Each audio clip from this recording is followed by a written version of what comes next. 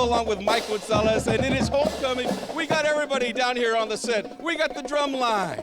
We also got the cheerleaders, and the Dreamettes are over there ready to rock and roll and have some fun because it is homecoming. Mike Gonzalez, are you ready for this show? I sure am. Let's go.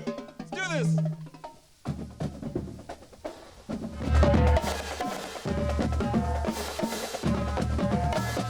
Thank you. Y'all pumped up, ready?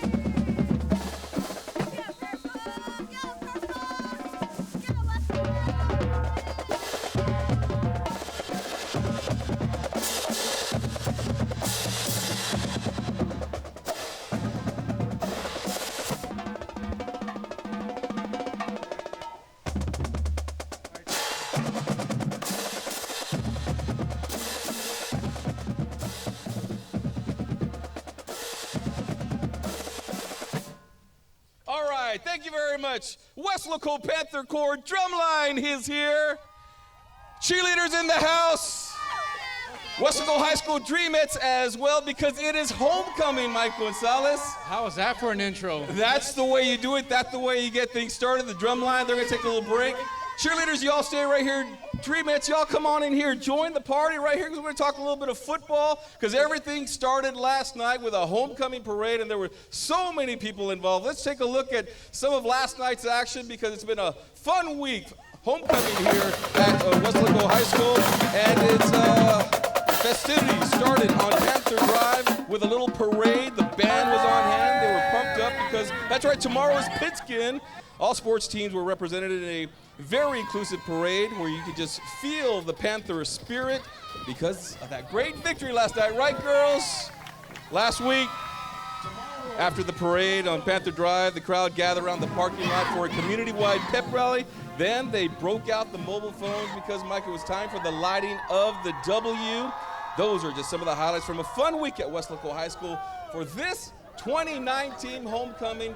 And Mike Gonzalez, there's a little bit of a buzz here in Weslaco because last week, Weslaco High School, they beat Edinburgh Villa, a final score of 44-28.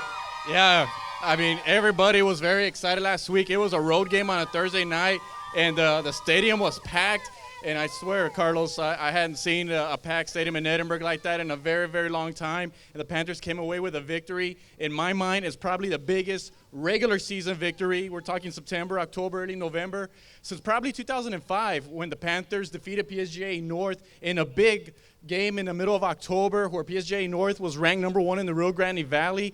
And the Panthers were off of some losing seasons. But that win, I think, put the Panthers right back on the map and haven't looked back since. You're exactly right. Panther Nation is back, what Mr. Morales said last night, because they beat a Vela team that has been consistently one of the top teams in the Rio Grande Valley. And yes, last year there was a lot of excitement as well because, you know, they went 3 deep into the playoffs. But this year, the Weslaco High School Panthers are still in contention for a district championship. And no doubt about that. And that's what it's all about. And that's what I mean when I say the big regular season win, because that's the ultimate goal before the season starts, is to get that golden ball to win that district championship that the Panthers are chasing since, 4 or 5 years, and that they want it back. And they knew that Edinburgh Vela was going to be one of the hurdles, and they did just that. All right, and it is special district championship. 4 teams go to the playoffs, but there's only 1 district champion. All right, let's take a look at some of the highlights from last week. In that offense, they were on fire against Weslaco, against the Vela Sabercats. The Panthers on offense, they set the tone early on with the running game. This is Jacob Cavazos running 12 yards. And on the second play of the game, they continued to run the football. And this is Peyton Kanab, another 12 yards running right here. The Sabercats knew that the running game was going to come at them, but they couldn't stop them all night long as Weslaco averaged more than 200 yards. Coming into the game, they had 267 yards rushing last week, and then the passing game. Jay Granados with the catch there. KJ Jones, look at this. Fantastic run right here after the catch. KJ Jones had 4 receptions. Granados with 4 catches. Jesse Hernandez with 3 catches. And this was probably the biggest play of the game right here because Vela had just cut it down to 3 points with 4:20 left in the game. A big first down right there. And that ball goes all the way down to the 21-yard line. And the all-district slot receiver for the Panthers, Jaden Cavazos, who is up for homecoming king, by the way. We might see him there in the middle of the field. he got that first down right there, and that was just a huge play. That offense was spectacular last week, Mike. It was, Carlos, racking up over 400 yards once again, 44 points. They're averaging, almost 40 points per game this year. And but the key to me, Carlos, was that we saw that Edinburgh Vela, their game plan was to slow down Jacob Cavazos, and they were doing that early on. But a crucial drive in the second quarter is what got the offense going. Jay Granados with 3 key receptions, attacking that zone defense there. And once he got going and the Panthers went on to score, they never looked back. The offense got into a rhythm. Jacob got into a rhythm. And then as we saw in the highlights, receivers making big-time catches and Peyton Kanab running. Yeah, and what about all those receivers that they had? You heard about Rodney Garza, being a big-time receiver for the Panthers. Well, he's now on defense and doing a bang-up job there. He just spread the ball around, did Cavazos. Yeah, no doubt about that, and that's what it's all about. When you beat a team, going up against a team like Edinburgh Vela that are pretty much like an all-star team. I mean, they have all-district players all around the field. It's not an easy task, and we saw last year where the Panthers only scored 7 points, and boy, they made it up this year by scoring 44, utilizing all those weapons. Great play calling by the offensive coordinator, and they took it to Edinburgh North. Yeah, this is a team that has certainly improved since that Week 1 loss to McAllen Rowe, not only on special teams, but also on defense. And let's take a look at some of those highlights from last week, because that defense is not the same from the earlier in the season. They come up with a couple of big plays on 4th down. There was one right there as they batted the ball away. And then how about another big 4th down on that play right there? Elian Rodriguez deflects the ball away. Aaron Garcia with a big stop up the middle. And then in the 4th quarter, when the Panthers were only up by 10, there's Elijah Esteves. Goes around the TCU commit for the big sack right there. And then Angel Castellanos, late in the game, he seals the victory for the Panthers with the interception. And Mike Gonzalez, this is not the same defense. They still give up some yards now. And they have some things they still need to clean up defensively. But they came up with the big plays last week when they needed to. Right, no doubt about that. And, I mean, we saw early on it was going to be a bend but don't break defense. And, I mean, Edinburgh Vela did have success. They racked up over 500 yards of offense. But the big plays, Carlos, they came at crucial situations. And that's how this defense has grown. I mean, they've done it all year long. We saw it against Harlingen South. We saw it against PSGA North. They got some turnovers, which I thought was going to be crucial. They won the turnover battle. They won the special teams battle. And it's a unit that just makes plays at the right time. We saw the 2 4th downs, 4th and 1s. That was so big in the game there, and that was probably the turning point of the football game in the second half. We talked about it being a no-name defense, not any players coming back from the previous year, and someone's got to step up. Someone's going to make a name for themselves, and they have Elijah Esteves.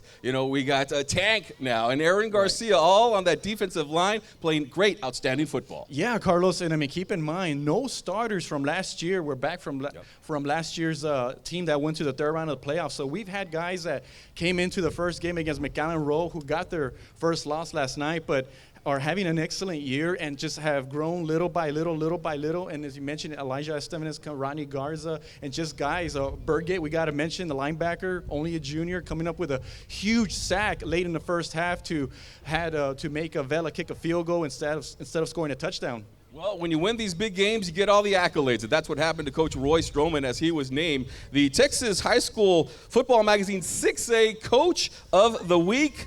They picked one coach from each division, and Coach Stroman was chosen from all the 6A coaches in the state of Texas. And yeah, he deserves it because Vela had not lost a district game in 5 years. But more importantly, this is a huge district win for the Weslaco Panthers. They had so many question marks coming into this game. Yes, they went 3 deep into the playoffs last year, but there were some question marks on the defensive side of the ball. And then also they lost some of their assistant coaches. They went on to other schools. But Mike Gonzalez, this shows that with this win last week, that Coach Stroman, he can coach and they can win the big game. And no doubt about that, and that's what it boils down to. Can you win the big games? Can you win district championships? Can you win against teams like Edinburgh Velas, the Harlingen Cardinals? Can you win some playoff games? And I think Coach Stroman made a big statement last week, and he and his coaching staff delivering an excellent game plan on the road, coming through with a huge victory for the community and for the school. And I mean, he embraces the community. He's been here for over 10 years, and he believes in that brotherhood. He believes in that tradition. And I think that the team and the coaching staff kind of feed off of that, and that's why they've won 5 in a row. Yeah, brought back the brotherhood, also brought back the Panther that rolls on the track every time that there is a touchdown. All right, well, it's time to go on campus with JM, and we're going to learn a little bit more about the running back, or one of the running backs of the Weslaco Panthers, Peyton Kanab.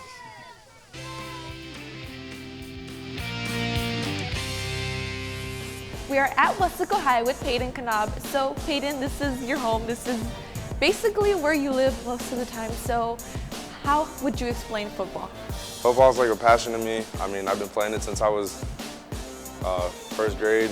It's been with me throughout all these years and stuff. So, yeah, it's a big part of my life, and mainly it shaped who I am today and stuff like that. So, why number 15?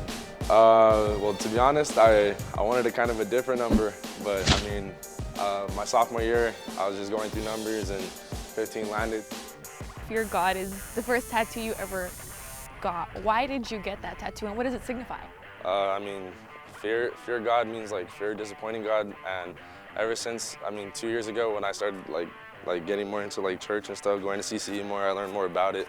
So, I mean, it kind of grew with me, and it was a good phrase to have. I told my mom about it. She was like, yeah, put that one. So, I mean, she said if you're going to get a tattoo, make sure it means it's meaningful and it signifies something. And you mentioned this other tattoo that you have, that it's your mom's birthday? This one's my brother's birthday. Your brother's birthday. Yeah, I got it when he graduated because, I mean, he's been like, not only my brother, but my best friend. So, him graduating was just, it meant a lot to me. So, I just wanted to get it done for him. How do you celebrate when a touchdown is scored? It depends. I mean, sometimes I'll do like some high leg kicks, or I'll just run to either Giovanni or one of the linemen, have them pick me up, or just scream because I don't know. Honestly, they feel really good scoring, helping out the team. Show us one of those high kicks that you do. For those who haven't seen it. I hit it against Econ, where I was just like jumping like that, and then I came back and I was like, and then I just jumped on one of my guys. So yeah, it's pretty crazy. What does this necklace that you have signify? Well, this one's the Jason mask. I mean, I always bring it out like kind of close to Halloween, just to get in the spirit and stuff like that. It's a very unique piece. You don't see it very often. So how did you get a hold of it? Well, when I buy stuff, I try to get something that mainly nobody else is gonna have. So, I mean, I saw this and I was like, you know what? I've never really seen anyone with this. So, I mean, I bought it and everyone's liked it since I've worn it. I got it last year, so everyone's like, you got a nice chain, bro. Any dance moves? I don't know, I just probably hit the whoa. Okay, let hit the whoa. Someone's gotta throw it at me though. Okay, I'll throw it at you and then we'll. I got you. Okay, ready? 1, 2, 3. So that's it. Thank you so much for letting us be here today with you. No doubt. It was a good experience. Go Panthers. What do y'all think, girls? Lesson learned, if you're gonna get a tattoo, get permission from your mom first, right, guys? You gotta get that okay. Okay. Rules are rules. And the dance moves. Let's kick it upstairs. We got Scott Harrison and Fred Alfaro.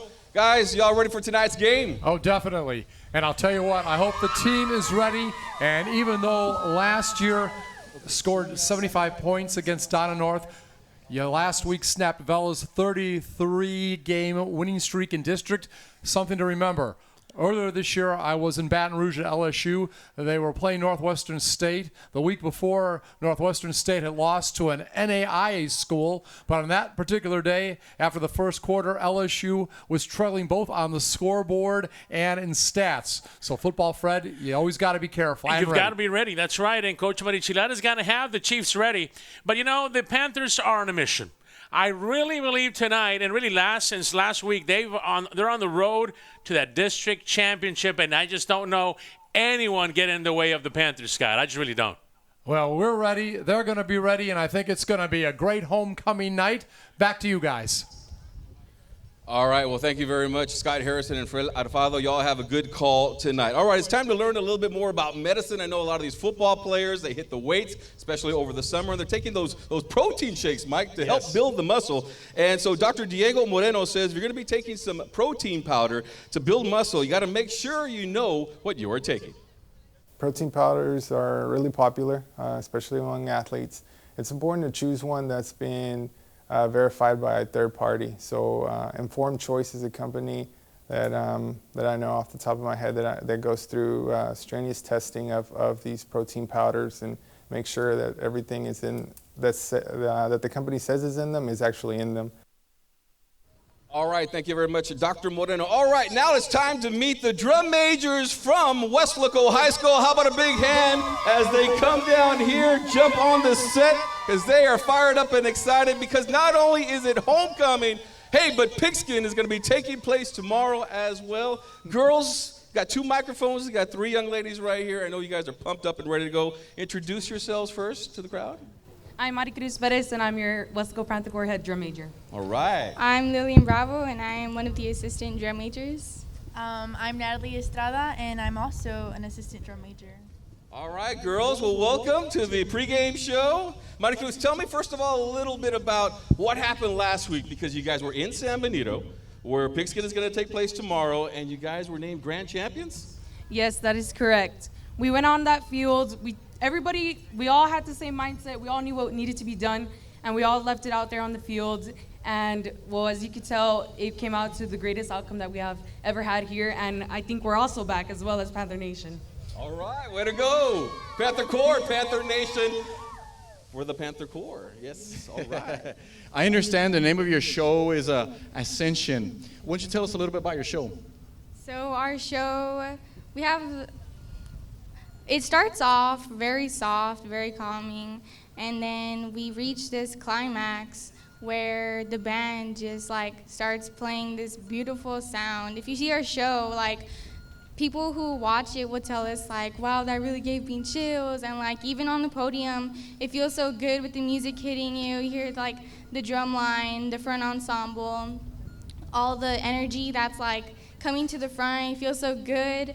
And I can only imagine how it sounds like listening to it.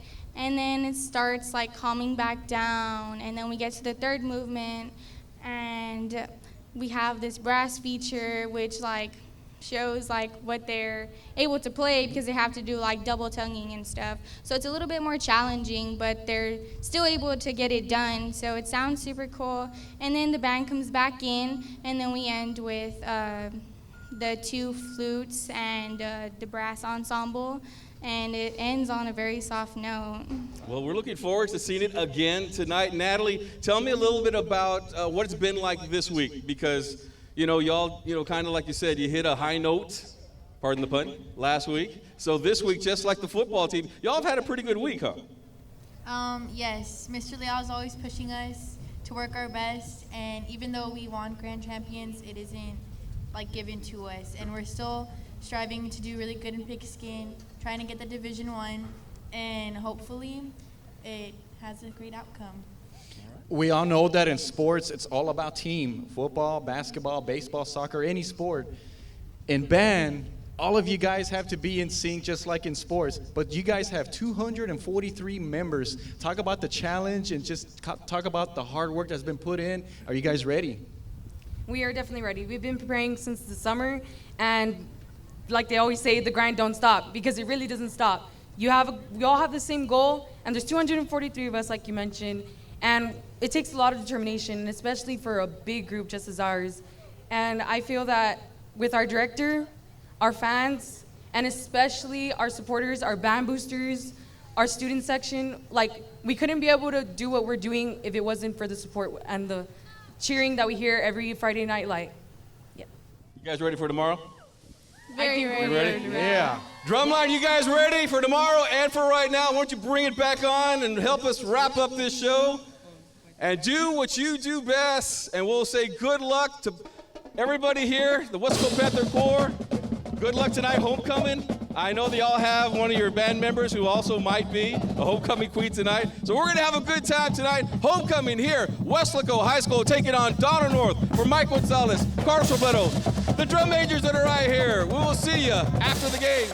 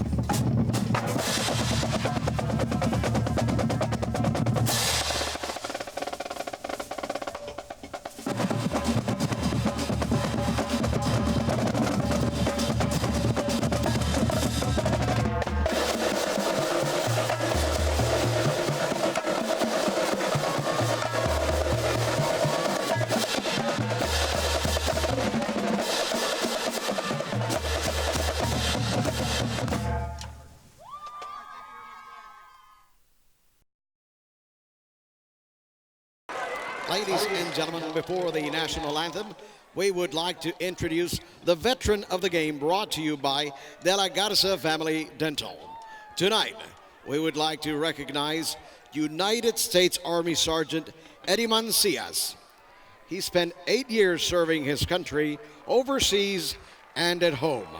Sergeant Mancias was involved in 2 wars, Operation Iraqi Freedom and Operation Enduring Freedom in Afghanistan. He has been awarded many awards, including 2 Army Commendations medals. Sergeant Mancias has 4 kids, Courtney, Anna, Juan, and Casey. Tonight, we salute United States Army Sergeant Eddie Mancias, the De La Garza Family Dental veteran of the game. Thank you for your service.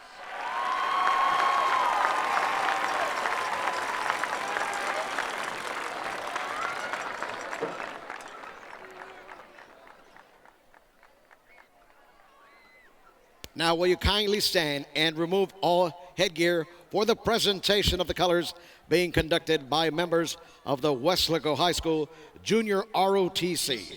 They're under the supervision of Army Instructor Sergeant First Class Mario Gonzalez. Color Guard members in the center of the field, the United States Rifle Cadet Sergeant First Class Desiree Michael.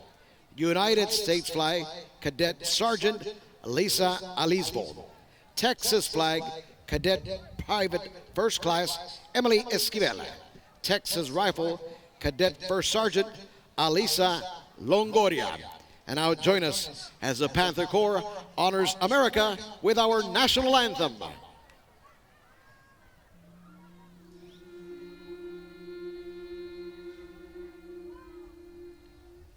Oh, say, can you see by the dawn's early light what so proudly we hailed at the twilight's last gleaming, whose bright stripes and bright stars through the perilous fight o'er the ramparts we watched were so gallantly streaming, and the rocket's red glare, the bombs bursting in air, gave through the night that our flag was still there.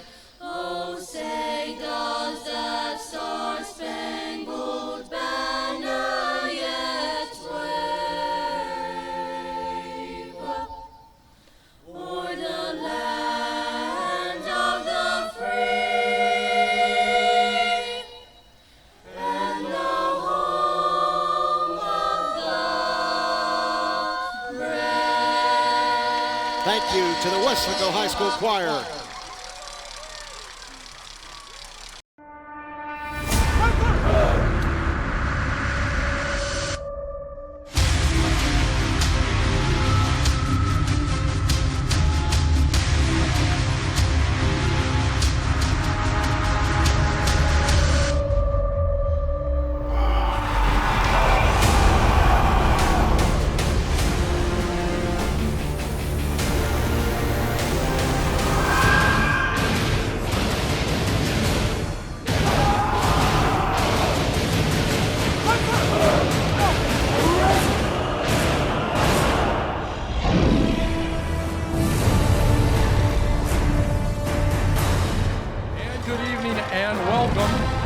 It is time for high school football Friday Night Lights. It's District 31 6A, and it is the Weslaco Panthers, and they have had a big season so far, 5-1 overall and 2-0 district. We're at Bobby Lackey Stadium, and a good evening.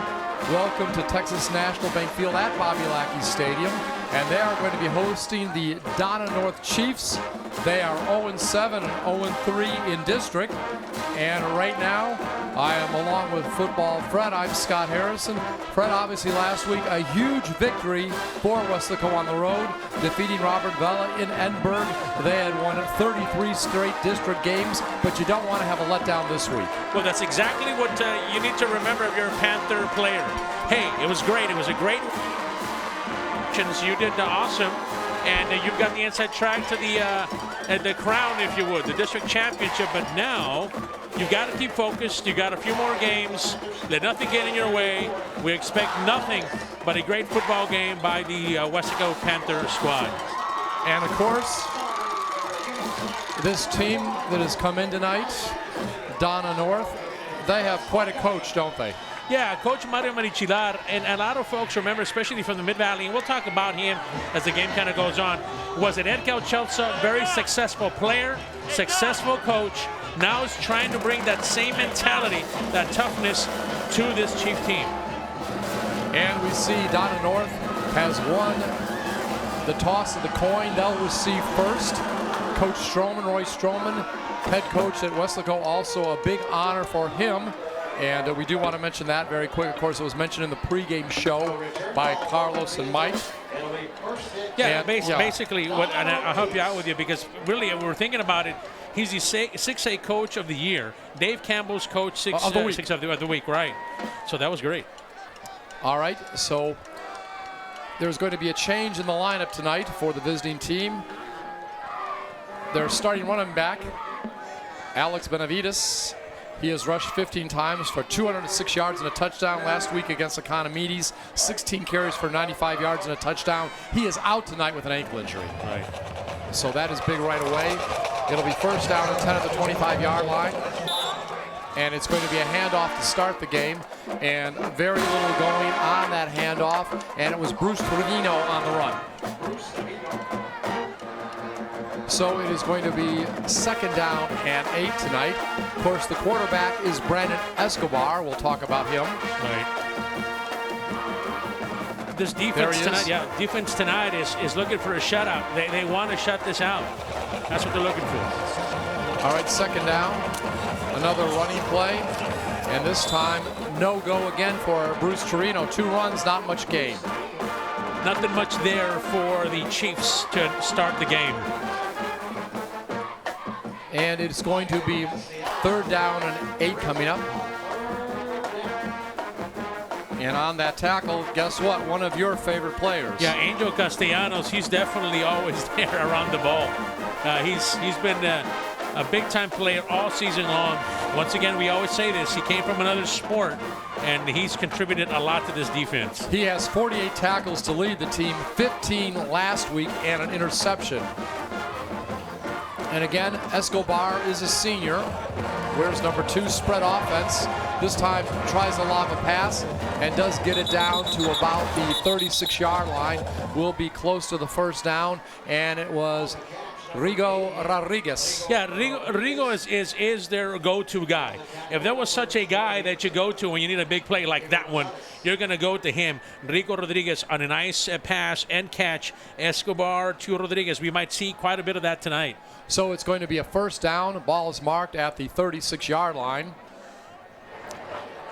And again, we talked about Rodriguez, big playmaker on the season. 12 catches for 56 yards.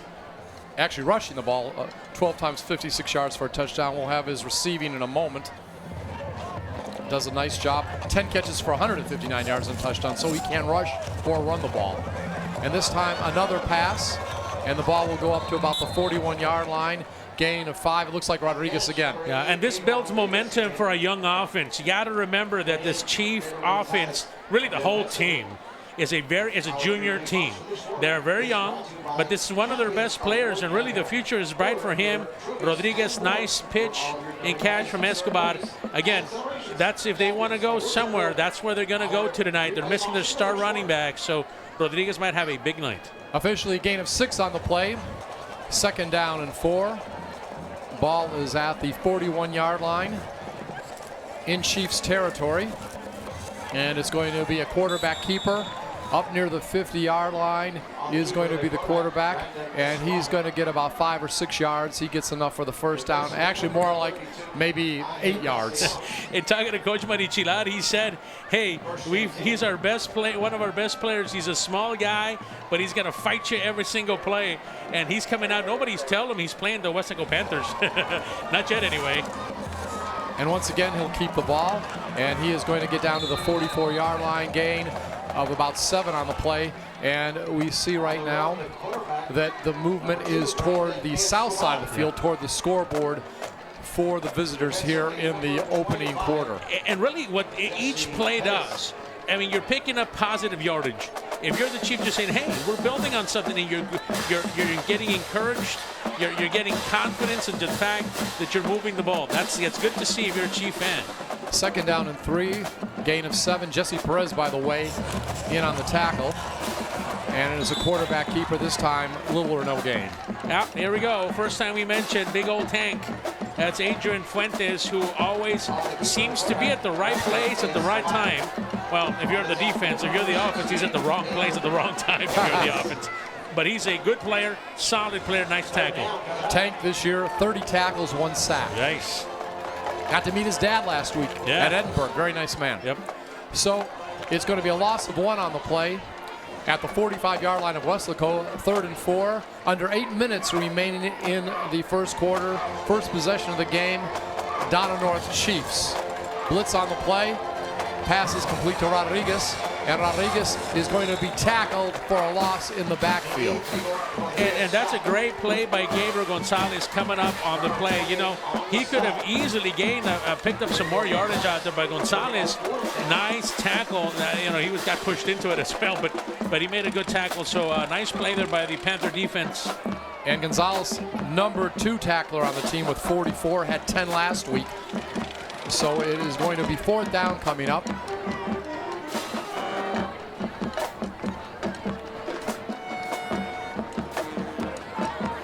Seven minutes remaining. Loss of about 3 on that last play. Punt is up. And it's going to be a fair catch. Actually, it's fumbled. It's fumbled at the 22-yard line, and it is recovered. Recovered by the Chiefs. Wow. Yeah, so what happened here is Jaden Cavazos really, he was in a nice spot, but let me tell you, he, for whatever reason, Dominic Macias, there was a guy on the spot. Let me tell you, high punt, catchable by Jaden. He just took his eyes off of it. And that now this is a golden opportunity for the Donna Chiefs. My goodness, this is exactly, you couldn't have scripted any better for the Chiefs, really, to be honest with you, on the first drive. Christian Flores, the kicker, the punter tonight. Right. So it is going to be a 1st down at the 24-yard line of the Panthers. Spread offense, trips on the left side, 1 back in the backfield, and it's going to be the quarterback with it, and he is going to be thrown for a loss. Quarterback keeper doesn't do very good. And he is wrapped up, as we hear the PA announcers say, Aaron Garcia among them. Yeah, Rigo Rodriguez was going to be, they were going to do a bit of a reverse. They were going to get cute here. And the defense was right on that. Yeah, that was just maybe too early to get that rolling. We'll see how the Chiefs now attack this 2nd down. So Escobar loses 5 on the play. 2nd down and 15. Ball back at the 28-yard line. Fast-moving game so far. Yeah. Approaching the midway point of the first quarter. Still no possession for Weslaco. And that time, there's going to be a pass interference call. And so it's going to be maybe a 1st down, right? Yeah, it will be at this point. Now, it's interesting what's happening here. By the way, Ray Donna was the player that was fouled. Okay. It's interesting that right now the momentum is completely on the Chiefs' side.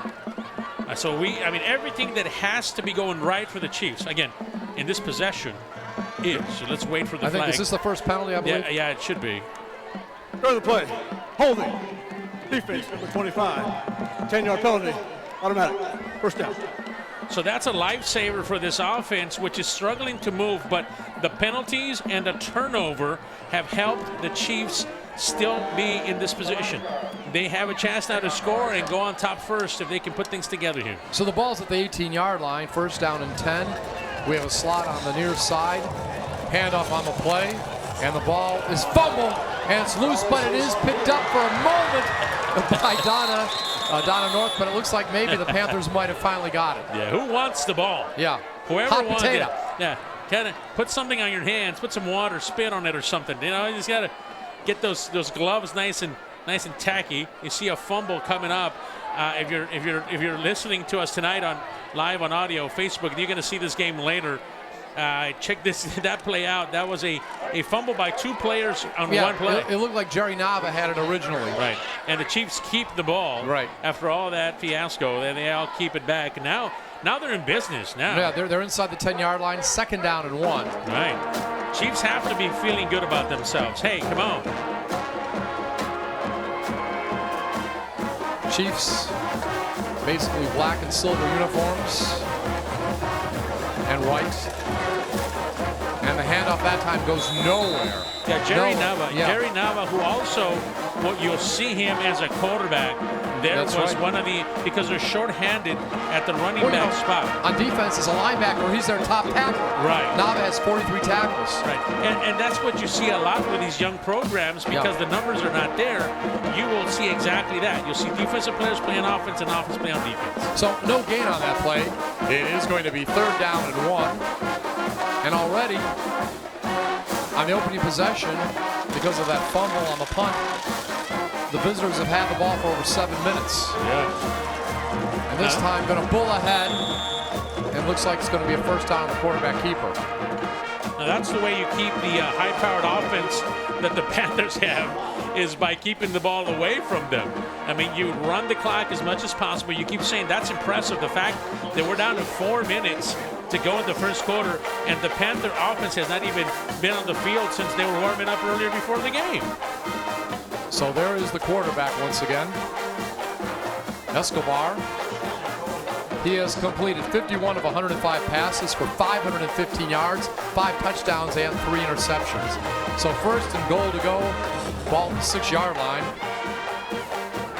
Last week against the Economides, he completed 8 of 17 passes for 119 yards. Got timeout here. Looks like the Chiefs are going to talk about it. What's the go high? They didn't mind him Take rushing the ball because he's rushed the ball out. 87 times for 226 yards. Wow. So Escobar, a very well-rounded athlete. Right. So the Panthers now are in an interesting position, not necessarily because they're giving up points. You know, the defense has given up points throughout the season. The issue is here that they're a little bit shell-shocked at the fact that, hey, right off of the bat here, we haven't helped our case too much by making these mistakes. So that's the homecoming court, as we can see it there. Yeah. On homecoming night, that's right. You know, somebody will be a big winner tonight. Go ahead. By the way, the Weslaco Panthers 2019 season is sponsored by Knapp Medical Center. I didn't get a chance to look around, but I did not see Tramaru, the kangaroo. I was hoping that I would see him tonight, but maybe he's around there somewhere. We just got to look for him. He's always got goodies to give away. That's right. 1st down and goal to go at the 6-yard line. Trips on the left side, and Escobar will throw that way. And the ball looks like it is out of bounds when Rodriguez catches it, but it would have been like no gain. Right. And you know what? The effort. You see the effort here by this Chief team. They're coming out. They've been running the ball to begin with. But Escobar, not your typical throwing quarterback. He likes to run with the ball as well. But they're throwing the ball on this defense. They're not afraid so far, at least to begin the ball game. And Gabriel Gonzalez was back there on defense. So we have 2nd down and goal to go at the 6-yard line. Moving toward the south end zone by the scoreboard here at Bobby Lackey Stadium. Good crowd, obviously, here for Weslaco. Great crowd they brought last week to Edinburgh. Right. Filled the visiting side of the stands. And this time, quarterback is going to be thrown for maybe a 2-yard loss on the keeper. Yeah, they've been wanting to set up that reverse. They want to go the opposite way with Rigo Rodriguez, but this defense is penetrating too quickly upfield. So they don't have a chance to develop that reverse that they want to do to Rodriguez. But they're going to keep trying it. They're going to keep trying it. Eventually, they're thinking, hey, we got to pull this off. So loss of 2 on the play. 3rd down and 8. And again, you actually have two quarterbacks in the backfield. I think actually it was last time, correction, now that they had the ball. But you have two guys that can play quarterback in the backfield. It gives you a different dimension if you want to throw. So this time Escobar throws it, and it's intercepted. Intercepted. And going down at the 11-yard line with the interception. Huge play by Josh Burkett. Yeah, Josh Burkett read that pass beautifully, but there's a flag, yeah. I mean, I'm not sure exactly where that's, usually in the area holding, but on the offense. Chop block. Chop block. 53 and 65. That penalty decline. First and 10. Weslaco High. So really, yeah, what happened here is they were trying to go in a quick slant, but they did not see that Josh Burkett, the linebacker who's had a tremendous season this year, coming over from his tight end spot. He's an athletic linebacker, and he saw that. And being a tight end, I'm sure, helps the fact that you can read pass patterns and catch the ball. A good job. Turnover number 1. Now both teams have a turnover on the night so far. 9 minutes and 8 seconds. Donna North had the ball, but it ends in an interception. So first play from scrimmage today for Weslaco. And Peyton Kanab is wearing the long sleeves tonight. We were hoping maybe that it would be a cooler night, but not to be. Right.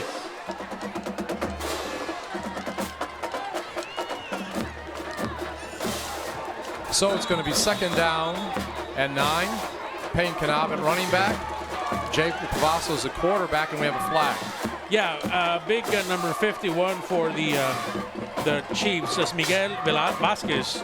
That's what we call him. Defense for 51. 5 yards. Second down. And of course, last week in the big victory over Vela, 44-28, it was all rushing touchdowns. Right. 4 for Jacob Cavazos, 2 for Peyton Kanab. Last week, Cavazos, by the way, completed 12 of 13 passes, 178 yards and 1 interception. Yeah. 3 different receivers had 4 catches apiece. And this time, he's going to throw the ball, and he is going to get near a first down on that play. Nice reception on that one by Mel Rodriguez. Yep. And by the way, last year in this game, Mel had his first catch ever. He had 1 catch for 10 yards. So it's an anniversary for him. Yeah. Kind of. Yeah, Mel was there, and Mel has been getting some playing time on that left side. They like to use him. He's a good receiver, and see if the catches increase for him as the year goes on. So it's going to be first and 10 after the reception. Jacob Cavazos running with the ball, and he is going to get a first down, gains about 12 yards. We were talking last week, I believe it was KJ Jones, also Jaden Cavazos, and Jay Granados each had 4 catches. Now tonight, really, you got Cavazos is going to face a lot of time that he's going to be able to throw the ball. Excellent blocking there by Andrew Reyes, the offensive tackle. He gave, and the rest of the guys on the line, giving plenty of time to Cavazos to get rid of the ball. The question is, got to make those right decisions. Got to be careful with throw the ball out there. So they'll say when he stepped out of bounds, it's going to be a 2nd and 6. Minute 38 remaining here in the first quarter. Cavazos gets it again, and he's going to go over midfield. He's down near the 40-yard line. That is a huge gain, and as we look at it, we're going to say about 32 yards. So those type of runs are the runs that really did end Vela last week. Cavazos, when they needed a big play like here, Cavazos was able to take off and make some plays, and that's what he does. He makes plays, whether he's running or he's passing, he'll make plays. Yes, he does. Last week, 22 carries for 192 yards and the 4 touchdowns. Right. Pass incomplete that time for KJ Jones. Yeah, KJ, again, he's another guy who came back a few weeks from injury, and they've been working him in as much as possible, and he's starting last week. He was successful on some of those quick pass patterns where they make him kind of go out there and pick up some yards. So it's good to see him back full speed on the receiver spot. Last week, 4 catches for 63 yards. For the season, 9 catches for 177 yards and 2 touchdowns. Remember, due to a hamstring injury, he missed several games. Right. So this time it's going to be a running play, Peyton Kanab, and he's going to be down over the 20-yard line. He gets about 20 yards on that carry. Now, it's interesting because now we were talking to Coach Strummy before the game. They put Kanab as a quarterback, and they put Cavazos as the running back. And so Cavazos, technically, this is a wildcat from the shotgun, pretty much. Well, Kanab, so far this year, 77 carries for 575 yards, 10 touchdowns. Jacob Cavazos looks upfield, and it's going to be a 19-yard touchdown pass. And Mel Rodriguez. Yeah, we had said we were thinking he was going to have a big night tonight, and he remembered that about a year ago he broke into the scene, and now he picks up a big touchdown, the first one of the game. So 37 seconds left in the opening quarter as we get ready for the extra point attempt. Nice homecoming crowd out here cheering on their Panthers. Right. And extra point attempt is up. And it's good by Ran Galvez. Right. You know, I was just thinking about this, that when the Panthers want to throw the ball, they can take their, you know, they obviously have different receivers running routes. But Mel has really become a guy who runs really good routes for Cavazos. Cavazos is starting to trust him a little more. Yeah. You know, you can see that he's being involved more in this offense, and the fact that we're starting to see just a junior involved in this offense really makes you get excited to the fact that he's going to be used a little bit more, hopefully, as the year goes on. But if anything else, he's got a full rest year, another year next year as well. So that's always good. He had a good player defend him too, Ray Dana. Right. That's one of their better, Ray Dana, one of their better players, was on defense that time. And Donna, by the way, is their second leading tackler with 41. So let's see now how the Panthers now try to adjust to this offense. This offense, again, was kept alive by these penalties and obviously some mistakes that were made by the Panthers. So now the question is, how do they adjust?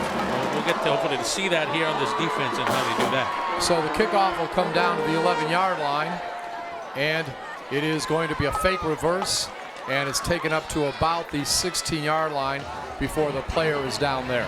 You know, I like the fact, even though it hasn't worked, and that didn't work either, I think you need to try just about anything tonight. I mean, you're a big underdog against the Panthers. I think you got to go out there and try the reverses. Try the fake reverses on a kick return. Yeah, I think all those things you need to try. I think that's important for the Chiefs to be able to be successful. They've got to fight. And Coach Marichilada said, hey, we're going to put up a fight. We don't know what the score is going to be, but we're going to fight you. That's what we're going to do. Well, this story a lot different than last year's when Weslaco defeated Donna North 75-3 in Donna. They didn't try to run up the score. A lot of the reserves were in. Right. But, again, much better effort tonight by Donna North. And it's going to be a running play, going to get a little or no yards that time for Bruce Trevino. And we're going to see a lot of different runners. I think this is a positive thing, the fact that they're seeing different runners. They want to get some experience. Again, it's a young team, but at the same time, you want to see what you have preparing these young men for the remainder of the season, and obviously what comes next. Well, Trevino, only 8 carries for 47 yards last week, 2 carries for 4 yards. Obviously, the starting running back is out. And that is going to be the end of the first quarter of play. It's 31-6A action. And we are here at Texas National Bank Field at Bobby Lackey Stadium. Along with Football Fred, I'm Scott Harrison. And right now, it is the home team, Weslaco Panthers, shutting out their guests.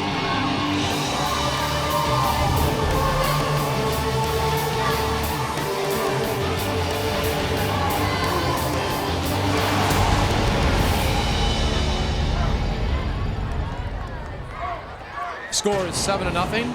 We see the cheerleaders down on the field. It's a happy night for anybody who's a cheerleader, a young lady. I mean, you have to remember this type of stuff, like, for example, tonight, obviously, as you kind of think about the remainder of what's happening here tonight at the festivities, you'll never forget this kind of stuff. So a lot of important things happening for these young men and young ladies tonight.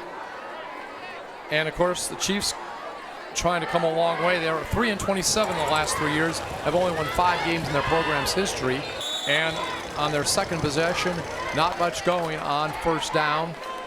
And it looks like on that play it was Bruce Trevino with the ball. And they're trying to do something different. You got to give them some credit here. They're trying to do a little bit of RPO action, a little bit of run option, and see if they continue doing that. Again, the defense was there on that play. Let's see if they go back to it again. And actually, Brandon Escobar, the quarterback, kept it that time. And so it's going to be no gain on that play. Early moments. Opening seconds of the second quarter.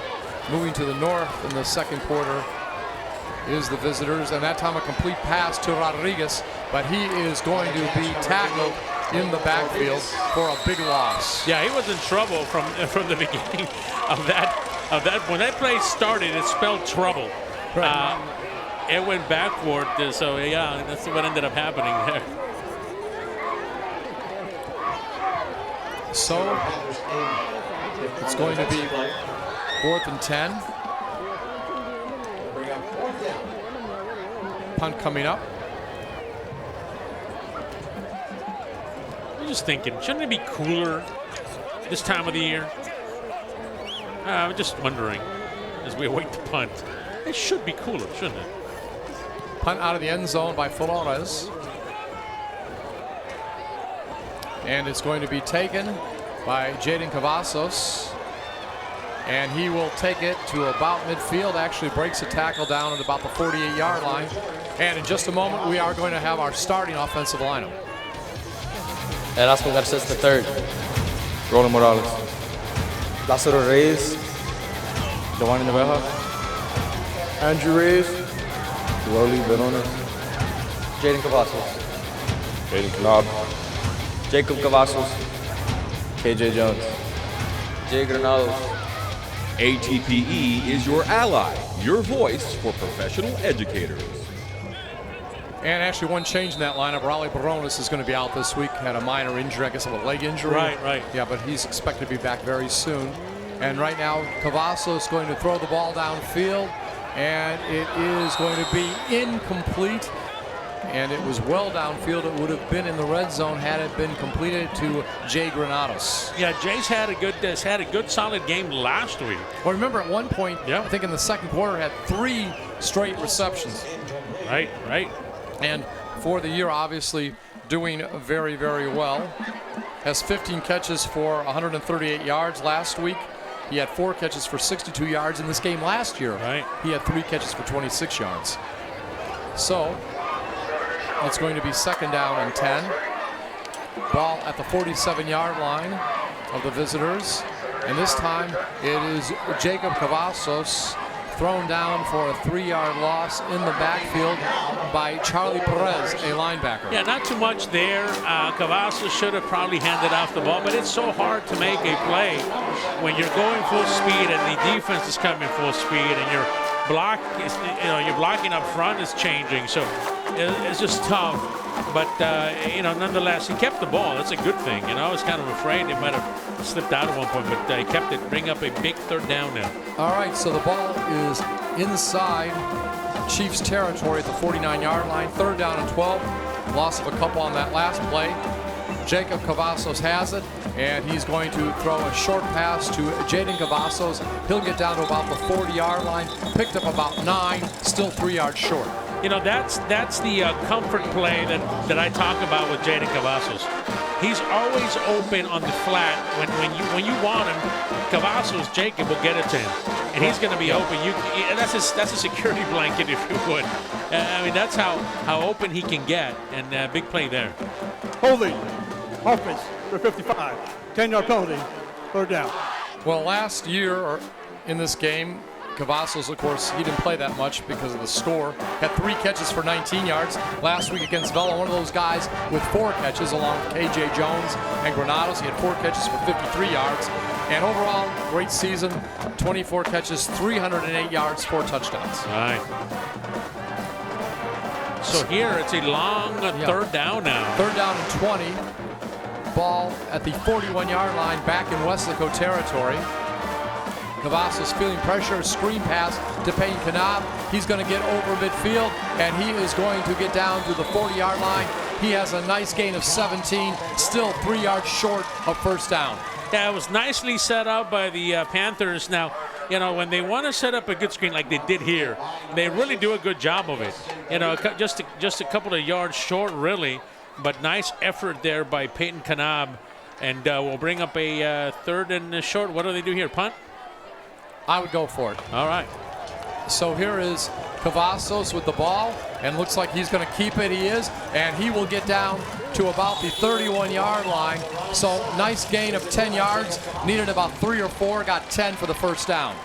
Again, you know, we mentioned this quite a bit. Cavazos is a smart player. High football IQ, knows exactly where to go with it, and does a good job being able to get out of bounds, avoid a hit, too. Yeah. The two defenders were coming.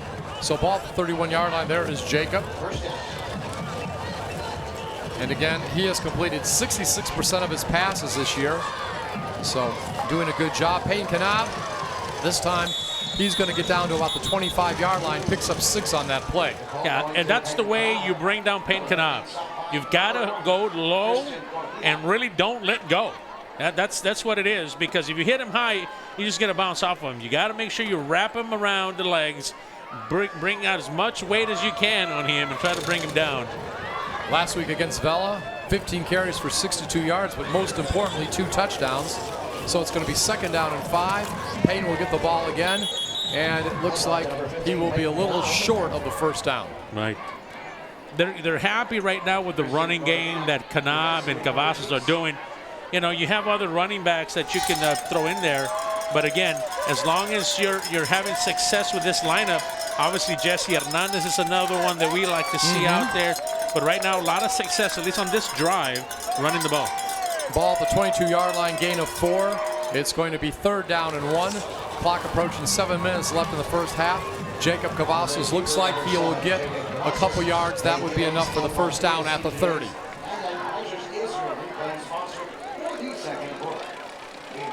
Again, relatively, I'm sorry about that, relatively young team. I was just going to mention that this team has not been a varsity team in a long time. I mean, they've been around. The school has been around for only a few years. All right. After this play, we'll tell you what Mirichilar said about classification in a second.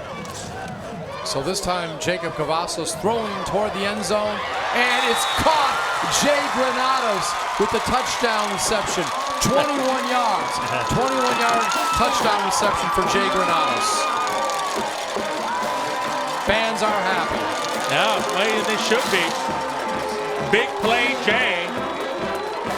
Well, remember last week, 4 rushing touchdowns for Jacob Cavazos. Already in the second quarter, 2 touchdown passes. He's been reliable this past few games. He's been a go-to guy, and he's produced. Nice play by Granados. Extra point attempt is up and good by Ram Galvez. So with 6:37 remaining here in the second quarter, it's now a 14-0 lead. And again, the Weslaco Panthers 2019 season is sponsored by Knapp Medical Center. First touchdown pass, 19 yards in the first quarter to Mel Rodriguez. And midway through the second quarter, 21 yards to Jay Granados. Talking to Coach Mirichilar, again, we mentioned at the beginning of the broadcast. He's the head coach of the Chiefs. He's head coach of the Chiefs. A lot of folks remember him because of the success he had as a head coach at Coach also, the Yellow Jackets. He was very successful, one of the most successful coaches in their program's history. As a player, all-state player, linebacker, great player as well. He was telling us that really in reality, you know, he says, look, we don't mind going down to 5A, but what did he say? Doesn't get any easier there. Yeah, we're a smaller school. You know, we would like to be in that. They put us in 6A, so we get what we have. We play with what we have. But again, I asked him, well, how would you feel about that? And he said, look, if it happens, it happens, but it doesn't make it any easier. When is reclassification again? Redistricting. So it's interesting that I asked him. A couple of things happened as we await the kickoff here. Panthers kicking off here after this score. Little squib kick. And it's going to bounce down at about the 21-yard line and be down right there. Go ahead, Fred. Yeah, the classification. Now, this is interesting. In talking to him, there's two things you got to keep an eye out for. One, the classification happens in the first week of February. That's next year. The actual snapshot of how many students you have and where did you classify yourself as a 5A or 6A, he was telling me it was late October. So it looks like next week there's a window there that you can submit your snapshot, what they call a snapshot.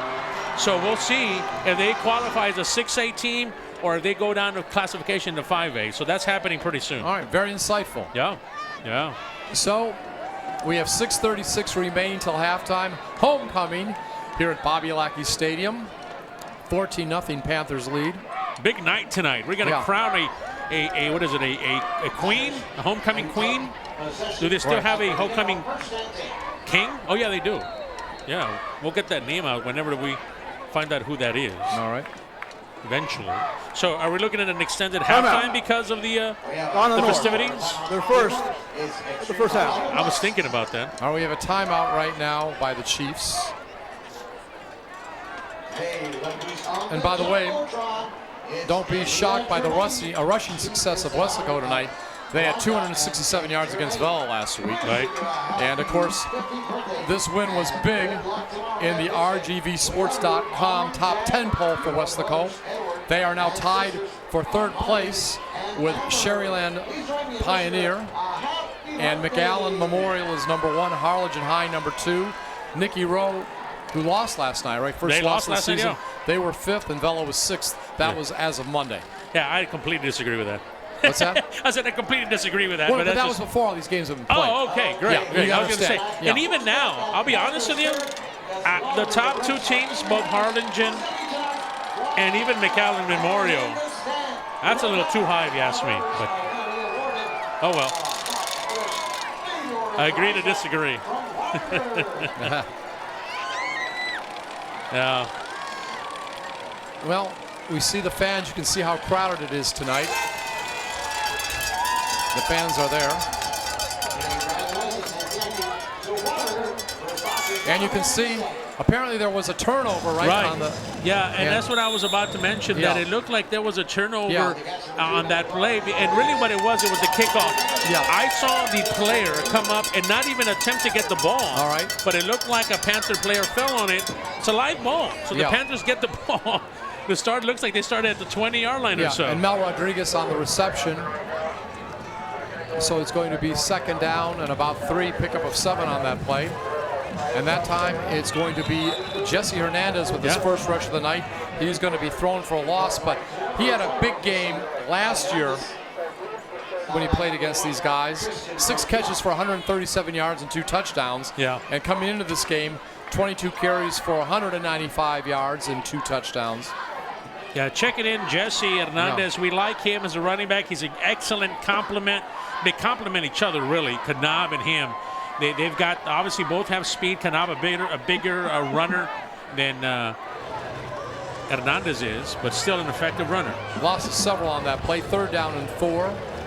Ball still at the 18-yard line in the red zone of the Chiefs. And lobbing it for the end zone. And in the corner, finding Mel Rodriguez for a second time is, guess who? Jacob Cavazos. Wow. Jacob Cavazos to Rodriguez. Nice touchdown, about 18 yards.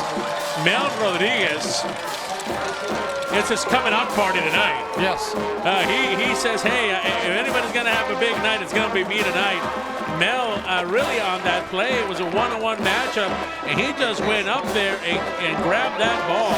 That defensive back had his back turned around as we await the extra point, and it is good. Yes. So nice play there by Mel. Galvez makes it. See the replay. Dropping back a few steps is Jacob Cavazos. Lofts it into the corner of the end zone. The back end over on the right side, and he gets his foot down. And again, a tough night for the defender, Ray Donna, and Ray Donna is a good player. Yeah, he's a very good player. As a matter of fact, probably, and I agree with what you've said, he's their best corner they have. And so if they were able to do that, that tells you how well Mel is playing tonight. So big game by Mel so far. Another touchdown now, 21-0 here with 5 minutes to go in the second quarter. So it's an interesting set of events. I was thinking about that when the turnover happened. I don't know if the young player did not know exactly what he needed to do, because he stood there on the kickoff and he just looked at it and said, I wonder what's going to happen now. And so he was able to go, and the Panthers jump on the ball and get a quick score off of that turnover. Again, if you're just tuning in, we want to recognize Roy Stroman, head coach of the Panthers. He was this week's Dave Campbell Class 6A Coach of the Week. That means the whole state. Right. He was recognized as the top coach last week in Class 6A in the state of Texas. That's going to happen again. Oh, the Panthers almost had it. The Chiefs, I don't know if somebody needs to talk to their upmen, because they're not going after the ball. The ball was almost picked off again by the Panthers on that kickoff.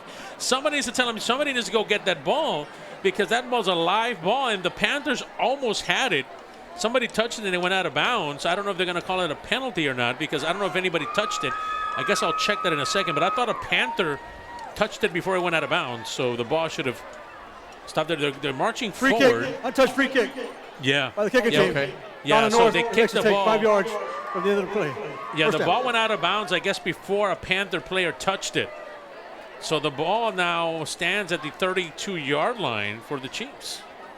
That's a big break. Yes. So we see Brandon Escobar still in as quarterback, senior primary quarterback. We have trips on the far side, and before the ball can be snapped, there's a whistle. Timeout by Weslaco. So this big Weslaco game High tonight takes their second has timeout. really a First lot half. of meaning. When you play a district foe, it always is. But think about this. Last night, congratulations to the Wildcats of East. They won last night. They were able to beat the Edinburgh North Cougars 42-0. Third straight shutout for East. That's right. Impressive. So they are now a 3-0 in district. Weslaco still playing tonight, but if they were to win tonight, they would go to 3-0. Now you're saying, okay, those are your two top teams. And by the way, in a couple of weeks, they meet in the Tanaco Bowl. But after that, you have Vela, in that order, whether it be Weslaco High, Weslaco East, and Vela. And then you have a fourth place team in it. And I'll tell you in a minute, the Bobcats and the Jaguars are playing really for that fourth spot. And the Bobcats lead 6-0 in the first quarter. So that's what's happening in 31-6A. So 1st and 10, ball at the 32-yard line.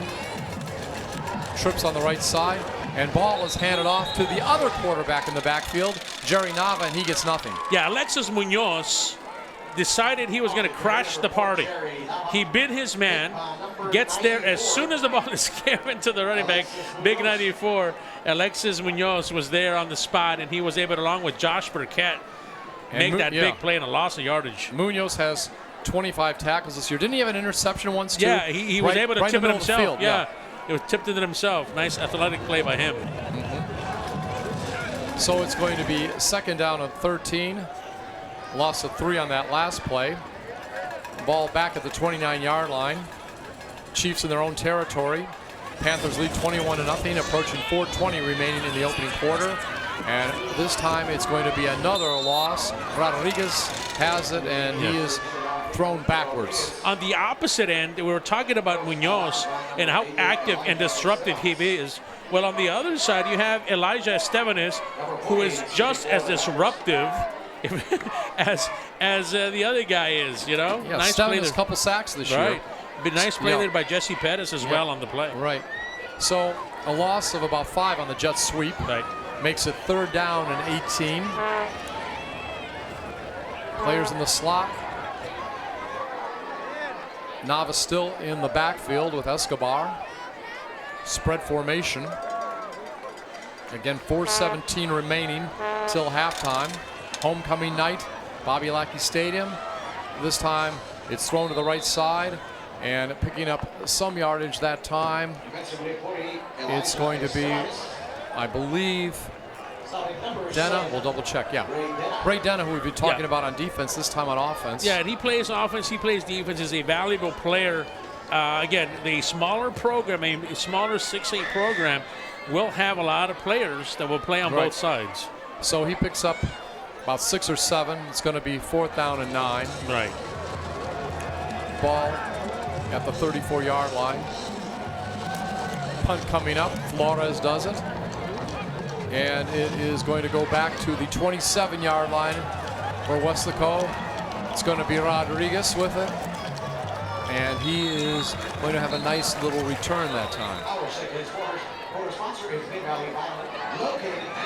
And on the tackle that time, it was Justin Trevino. Yeah, Jaden Cavazos is one of these guys that is always looking for just a little lane. Just give me a little something so I can make it happen. A nice play there by Jaden to come up and get some positive yardage for the Panthers special teams. Big night tonight. Turn. Homecoming. Illegal block on the back. Receiving team, number 10. 10 yards from the spot of the foul. First down. Weslaco High. Penalty. Yeah, so they back up Weslaco 10 yards because there was a push in the back.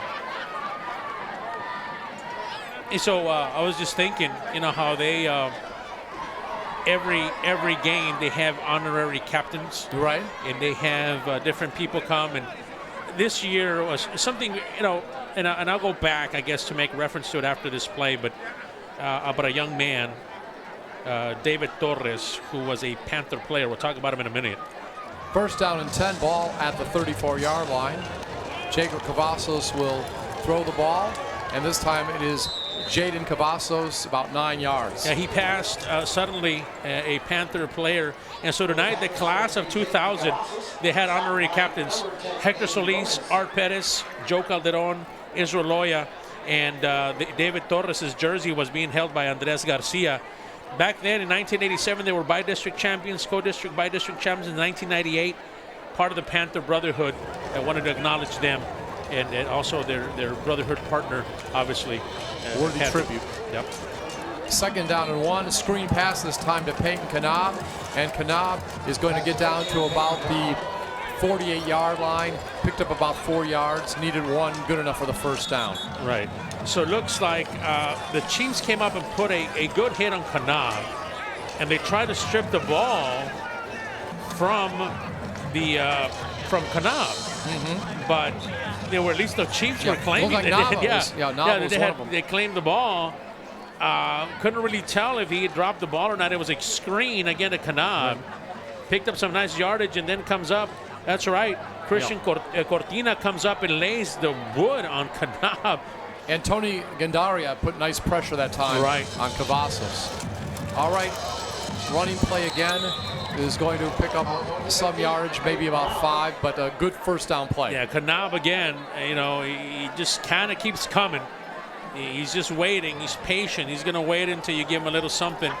Look at the big eyes on that little girl. Yeah, enjoying her popcorn. You know, that looks good. Yeah. Yeah, sure. She going to share? Well, you know, that means we got to go and take that away. No, we can't do that to her. All right, it's going to be second down. I guess I'll say a gain of 3 on that play. So 7 yards for the first down, and it's going to be a complete pass for the first down, this time to Peyton Kanab, and he is going to be down near the 24-yard line, gain of about 24 yards, 25 yards on that play. This time he comes out of the backfield on a quick flare pattern, just comes out, he pretends he's going to block, and runs out and is wide open in the middle of that zone. Then he just kind of makes a play or two, heads for out of bounds. Again, smart player, knows that he's got to get out of bounds. Not too much time left on the clock, so he's got to conserve the clock. Nice play. First down and 10. Ball inside the 30-yard line. This time another pass, and it will go to Mel Rodriguez down to about the 16, very close to a first down. Adding to his big night tonight for Mel. Out there again, just outside, just a quick pass pattern for him. And he tries to pick up something that they would, I kind of mentioned that sometimes they like to run there with KJ. They're running it with Mel tonight on the opposite side. So mark the ball near the 14. Good enough for the first down. Picked up about 11 or 12. This time, Peyton Kanab gets the ball, and he will get down near the 10-yard line. So he is going to get about 4 or 5 yards. Yeah, just tripped up from the back. He had a lot of green. He probably saw that. He just didn't know that somebody was coming from behind and tripped him up. It was Christian Cortina. Yeah. Final timeout. He's been around quite a bit. Cortina's had a pretty good game tonight. He being involved. He almost stripped the ball on Kanab early on a couple of plays. So nice play by him. Timeout on the field. And as we look, one of the better things this year for Donna North, we talked to their coach before the game, is their defense. And I think it's about 3rd or 4th ranked in the district. Right. And as we look at it, this year they've given up 1,289 yards rushing, 675 yards passing, a total of 1,964 yards. So they've given about 280 yards a game. For a team that has not won a game yet, that's not bad. Right. You want to be a bit surprised tonight? What's that? So far, we're kind of keeping an eye on 32-6A because that's obviously who the representatives from our district go play in the playoffs. I'll give you a score in a second here. All right, 2nd down and 8, ball around the 13-yard line, 57 seconds remaining. Jacob Cavazos with the ball, launching it into the corner of the end zone, and it is a touchdown, I believe, to Jay Granados. Oh, he looked in from here. He looked in from here, but I guess they say no. Can we review it? Oh, no. Okay. Yeah, we can't it would review be an it. 18-yard touchdown. It looked like he put his 13-yard touchdown. It looked like he put his foot down. Yeah. I mean, we have the luxury of watching replay, but it looked like he had put his foot down, and we're checking a second. I thought he had. Maybe he didn't have control. Maybe he didn't have control. Maybe he didn't have control. But hey, why not? Let's try it all over again. Right. So 50 seconds left. Wow. So I was going to give you that score. Harlingen South, late in the second quarter, Harlingen South 14, San Benito 3. Wow. That's a bit of a. That is a bit of work. A bit of a shot. By the way, we just saw Aaron Garcia, and this time it's going to be Jacob Cavazos. He's got the ball, and he is going to run in for the touchdown. 13 yards, almost tripped up in the backfield, but puts it in second gear, goes 13 yards for the score. After throwing for 3 touchdown passes, Cavazos' first rushing touchdown of the night. Excellent play by Cavazos. He has, again, just done a fantastic job of making people miss, and he's got excellent balance when he's about to get tackled, or at least the attempt is on. He just kind of shook off that defender and just took it into the end zone. Nice play by Cavazos. Extra point attempt is up and it's good. So Ram Galvez gets it. It is 28-0 now. And we were talking about, as far as defense, how 280 yards was given up per game by Donna North. As far as offense, for the Panthers, they've done a very, very nice job this year. They've rushed for 759 yards. And again, passed. Let me look. I was looking at the wrong stats. Sorry. So far this year, as far as they're doing with the ball, they have rushed for 1,411 yards, passed for 1,095 coming into the game. So they're over 1,000 in both categories. They've got 2,506 yards total. They're averaging on offense a game 417 yards. So you got a team that's giving up 280 on defense, one that's averaging 417. And obviously, so far, Weslaco's getting the best end of it. Right. So, 43 seconds remaining. What is the timeout situation? The timeout, I was kind of thinking that earlier because, well, I mean, at this point, does Donna North want to use some of these timeouts and try to get something going on offense? It's possible. They got 2 left. Okay. Weslaco, I'm trying to look at theirs. Doesn't look like they have any remaining. So no, I remember them taking a couple right off the top of my head. Yeah. So they might not need him. He's another short kick. Yep, another short kick down to the 26-yard line. And somebody was there for that one. And the ball is going to go nowhere. And it was catching the ball, Julio Agatti, and it was Devin Hanks making the tackle. Remember, he'd been out, right? Yeah, Devin. With a sternum injury. We again talking to Coach Stroman before the game. He said, "Look, Devin is back. We're gonna try to give him a go. We're gonna play him. We're bringing him around slowly. Had that sternum issue, but he was playing. We're seeing him play now a little bit more on the defense. He's playing safety now, so he's out there now trying to get accustomed to the game speed, obviously tackling and things like that. That he needs to get back into shape as well, football shape anyway. So ball at the 29-yard line. Donna North has it. One back in the backfield. Slot on each side. And this time it's going to be an incomplete pass, very hurried. It was intended for Isaac Gomez. So it'll be 2nd down and 10, 33 seconds remaining. till halftime. Panthers leading the Chiefs 28-0. So my question is, do you say, okay, Jacob, excellent night, nice workout. Let's sit you down and let's bring in somebody else. Let Rodney take a shot at it. Would you do that already that early? Yeah. At this point? Yes. Yeah, I agree with you. All right. It's going to be Nava on a short run that might be the last play, we'll see, of the half. Alexis Munoz on the tackle. Right. So 16 seconds remain. They may try one more play, but we'll see. I think they're going to let this clock go. It looks like they're going to run it. I mean, if they do it, they're going to give the ball back to the Panthers. You don't want to do that anymore. I think you've had enough of that. Big play team tonight. All right. We see that Jacob Cavazos has thrown for 3 touchdown passes. 2 to Rodriguez. Sandwiched between 1 to Jay Granados. Also, near the end of the half, rushed 13 yards for a touchdown. We're talking about Cavazos.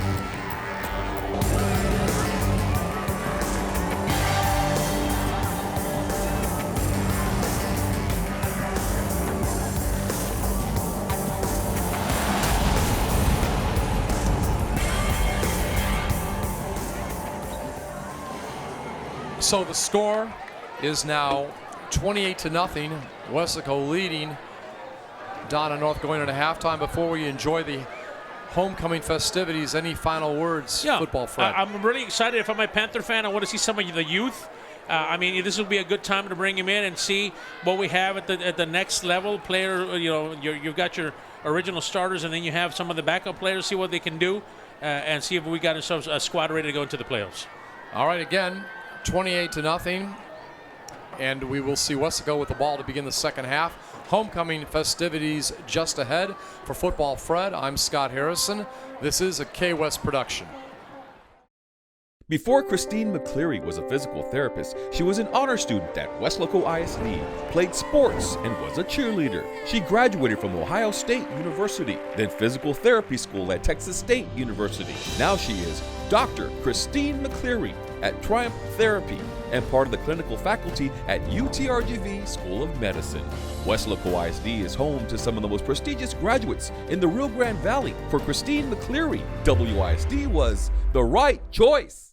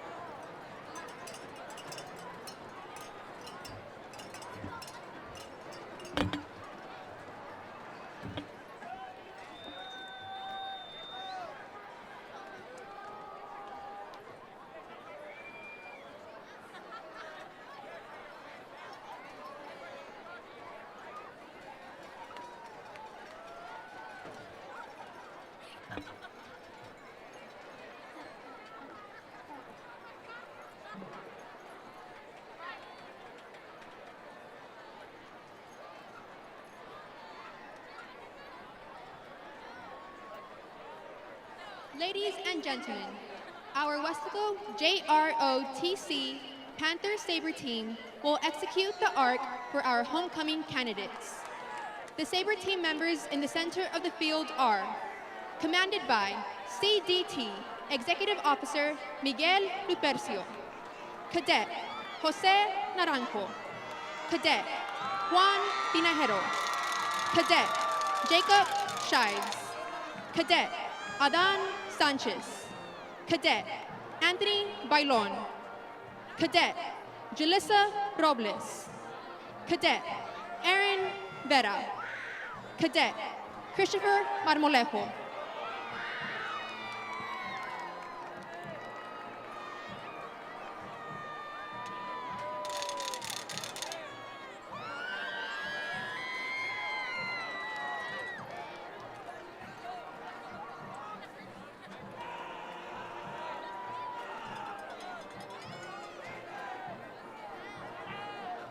Good evening, ladies and gentlemen. Welcome to the annual Weslaco High School Homecoming Presentation. On behalf of the Weslaco High School Student Council, we would like to thank Dr. Priscilla Canales, Superintendent of WISD, Mrs. Yvette Morales, WHS Principal, the community, parents, and the entire WHS student body for the support you have provided for this year's festivities. Crowning this year's King and Queen will be our 2018 Homecoming Queen, Annette Garcia, and 2018 Homecoming King, Samuel Nieto.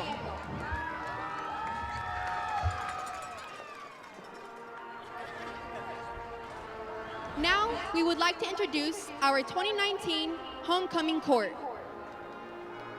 Representing cheerleading, Brisa Garcia. Representing cheerleading, Tristan Solis. They are your 2019 Freshman Duke and Duchess. Representing cheerleading, Katia Reyes. Representing baseball, Aaron Ramirez.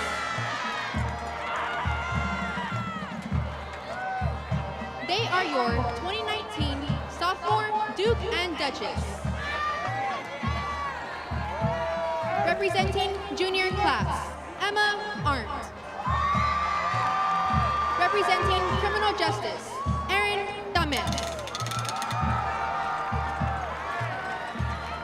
They are your 2019 Junior Duke and Duchess.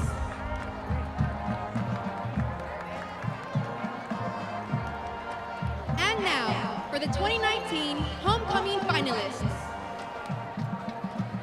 Third runner-up, representing DreamX, Cyan De La Garza. Representing swimming, Derek Cantu.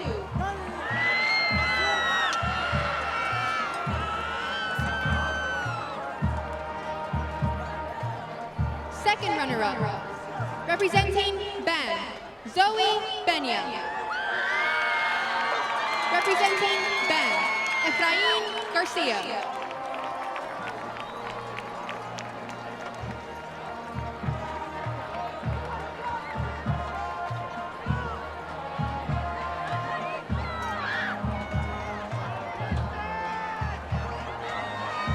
First runner-up, representing cheerleading, Garicia Cantu.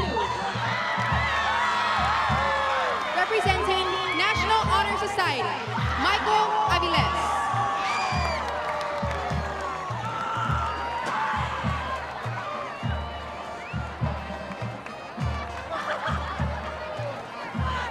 And now, introducing your 2019 Weslaco High School Homecoming King and Queen. Representing Lady Panther Basketball, Kirsten Badia. Representing baseball, Jaden Cavazos.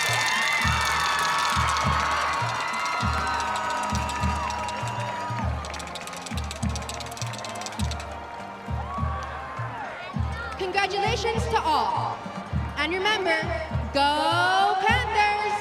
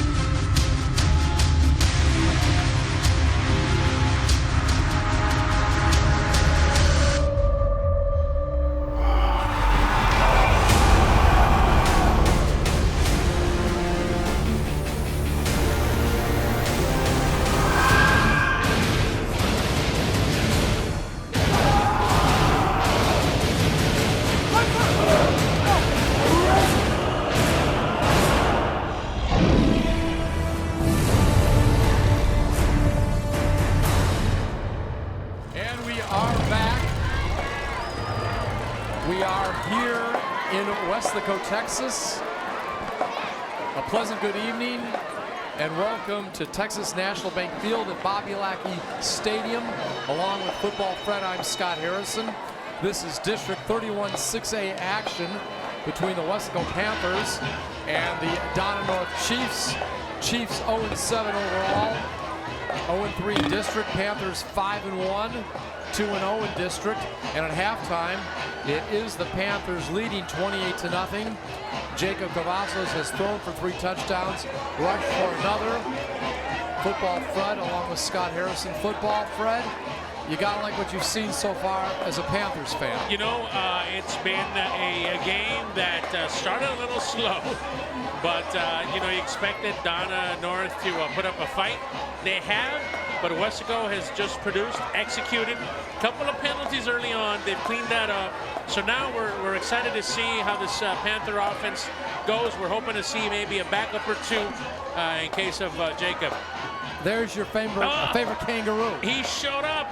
And I love the fact that he wears a helmet. I wear a helmet when I go to bed sometimes. Traumaroo. Yeah. And of course, he is representing Knapp Medical Center. They are a sponsor this year of the Weslaco Panthers 2019 season. Cheerleaders having a good time. It was a great halftime. Great homecoming show. Yeah. And actually, we want to mention one of the guys in just a moment after the kickoff. And it's going to be a short kick at the 37-yard line. One of the homecoming court was a guy that is injured tonight. Yeah, Aaron Tamez got hurt in the Vela game. So he was not obviously out for the remainder of the season because of an injury, but he was part of the court, homecoming court. So we wanted to send a big hello and hope he gets better. I know that we would love to be out there playing football, but you know, that's what happened last week. And should we go ahead and do it now? Should we congratulate the King and Queen homecoming? We will do it in just a moment. Perfect. I know. I like building up the anticipation. Yes. I like it. All right. It's going to be first down and 10. Ball at the 38-yard line. And we see Rodney Garza in a quarterback. Yeah, that's exactly what we thought was going to happen tonight. And we're going to see a lot of the reserves here in the second half. And it's going to be a short run for Jesse Hernandez. Yeah. And we wonder if the homecoming king is going to get the second half off.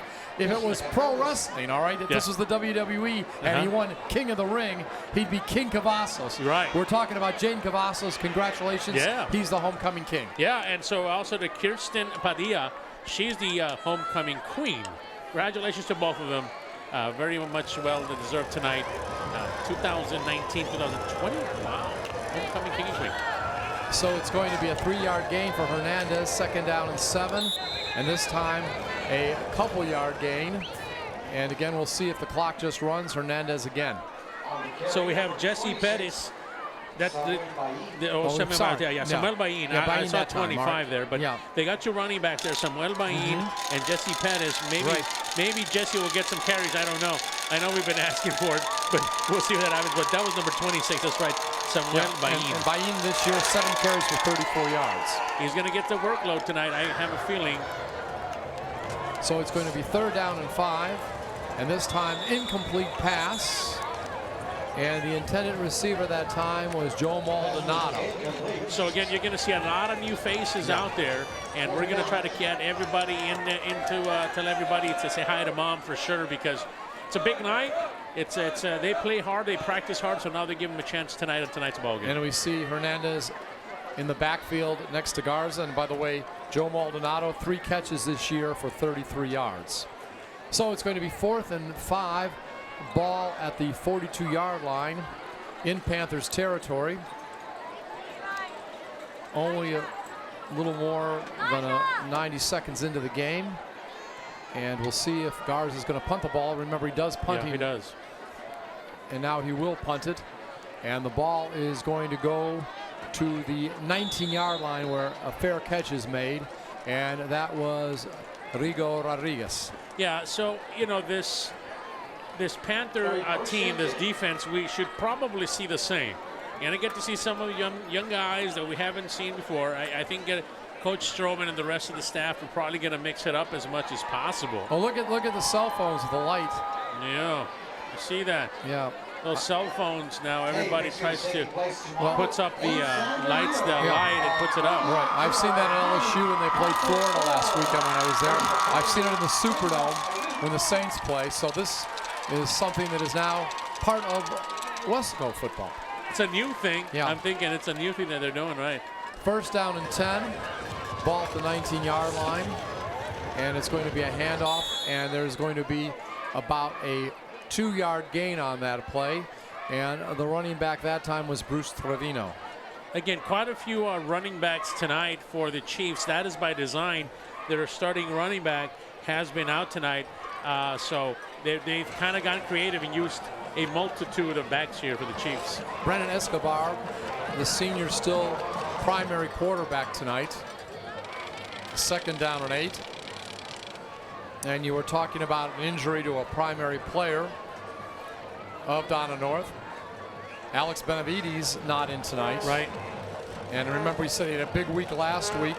16 carries for 95 yards and a touchdown, but no use tonight for him. Out. Brennan Escobar, quarterback keeper, maybe a loss. The Chiefs really spread you out. They try to spread you out and then try to run right in between those gaps. But if you're able to block somebody, then it's able to happen. But if not, it won't happen. Big Aaron Garcia there on the play for the defense. Loss of 2 on the play.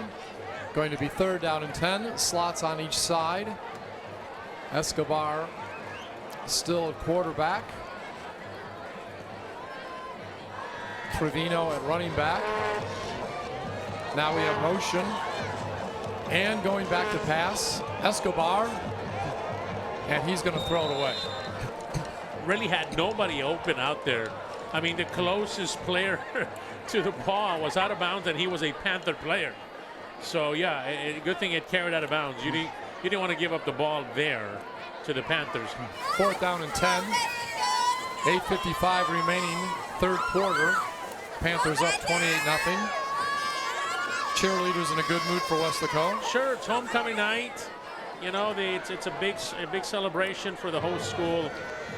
No doubt it's a fun time for all these young men and women. Flores fumbles the punt. He's going to run with it, and he is going to get down a few yards before he's tackled. Couldn't get the punt off. So the ball is going to go over now to the Panthers in great field position. Yeah, there was a couple of players out there, as a matter of fact. Yeah. You know, you had Oliver Right. And actually, Clinzy. Nava's in there as the punter now, Jerry Nava. Oliver Clinzy came up. He was the first guy to come across and put some pressure on the punter who bobbled the punt. Yeah. Picked it up, but he saw a lot of Panther purple shirts in front of him. He had decided to run, and really at that point, he had no other choice, to be honest. So great field position right now for the Panthers. 1st and 10. They are inside the red zone, 18-yard line. Rodney Garza at quarterback. This time, he's going to keep it, fakes off the handoff to Hernandez, and he is going to go all the way for the touchdown. 19-yard run for Rodney Garza. Fakes the handoff to Jesse Hernandez, goes straight ahead for the score. Doing his best Jacob Cavazos impression. He looked like that on that play. He waited till that play opened up and the blocking developed. Nice blocking by that offensive line, and as soon as Rodney saw that hole open, he knew exactly what to do with it. And so we're going to see now Christian Garces come into the game. A young man who really gives it his all. Make or miss, he gives it his all. And we're going to expect that tonight as he goes up for the extra point. See how he does tonight. It's up. And just misses. Oh! Yeah. Christian, that was one of the better ones he's hit all year. I was impressed. And he has hit an extra point. Yeah. I think he's 1 for 4 this year. Really, really Garza really just kind of waits for the blocks develop and then put his heads down, and he knows what to do with the ball, get across the end zone there. And I believe that was Rodriguez who he pushed into the end zone. Another player who's playing offense and defense. You know, you wonder as far as you have two-way players playing quite a bit for the Chiefs. You know, how long does it start to take effect? Yeah. I mean, you're out there all game long, not just on offense, but then on defense. You got to try to stop this offense. That's a chore. 34-0. 8:38 remaining here in the third quarter. All the fans out here enjoying themselves. And again, looking at these teams, we see next Friday, Weslaco is on the road to play Edinburgh. Right. 7:30 p.m. Taking on the Bobcats. The Bobcats fighting for their lives, playoff lives, really. It's going to come down to them three. Edinburgh Economides and Edinburgh Bobcats. Looks like the harder part of the schedule still has to come through Edinburgh North, but still they're fighting for it. All right. We are now going to have the starting defensive lineup for Weslaco. Elijah Stevenes, Adrian Fuentes, Aaron Garcia, Austin Krug, Alexis Munoz, Angel Castellanos, Josh Burkett, Jesse Perez, Gabriel Gonzalez, Rodney Garza, Elian Rodriguez. ATPE is your ally, your voice for professional educators. So, with trips, actually 4 receivers on the right side, it's going to be 1st and 10, and not much doing at all that time.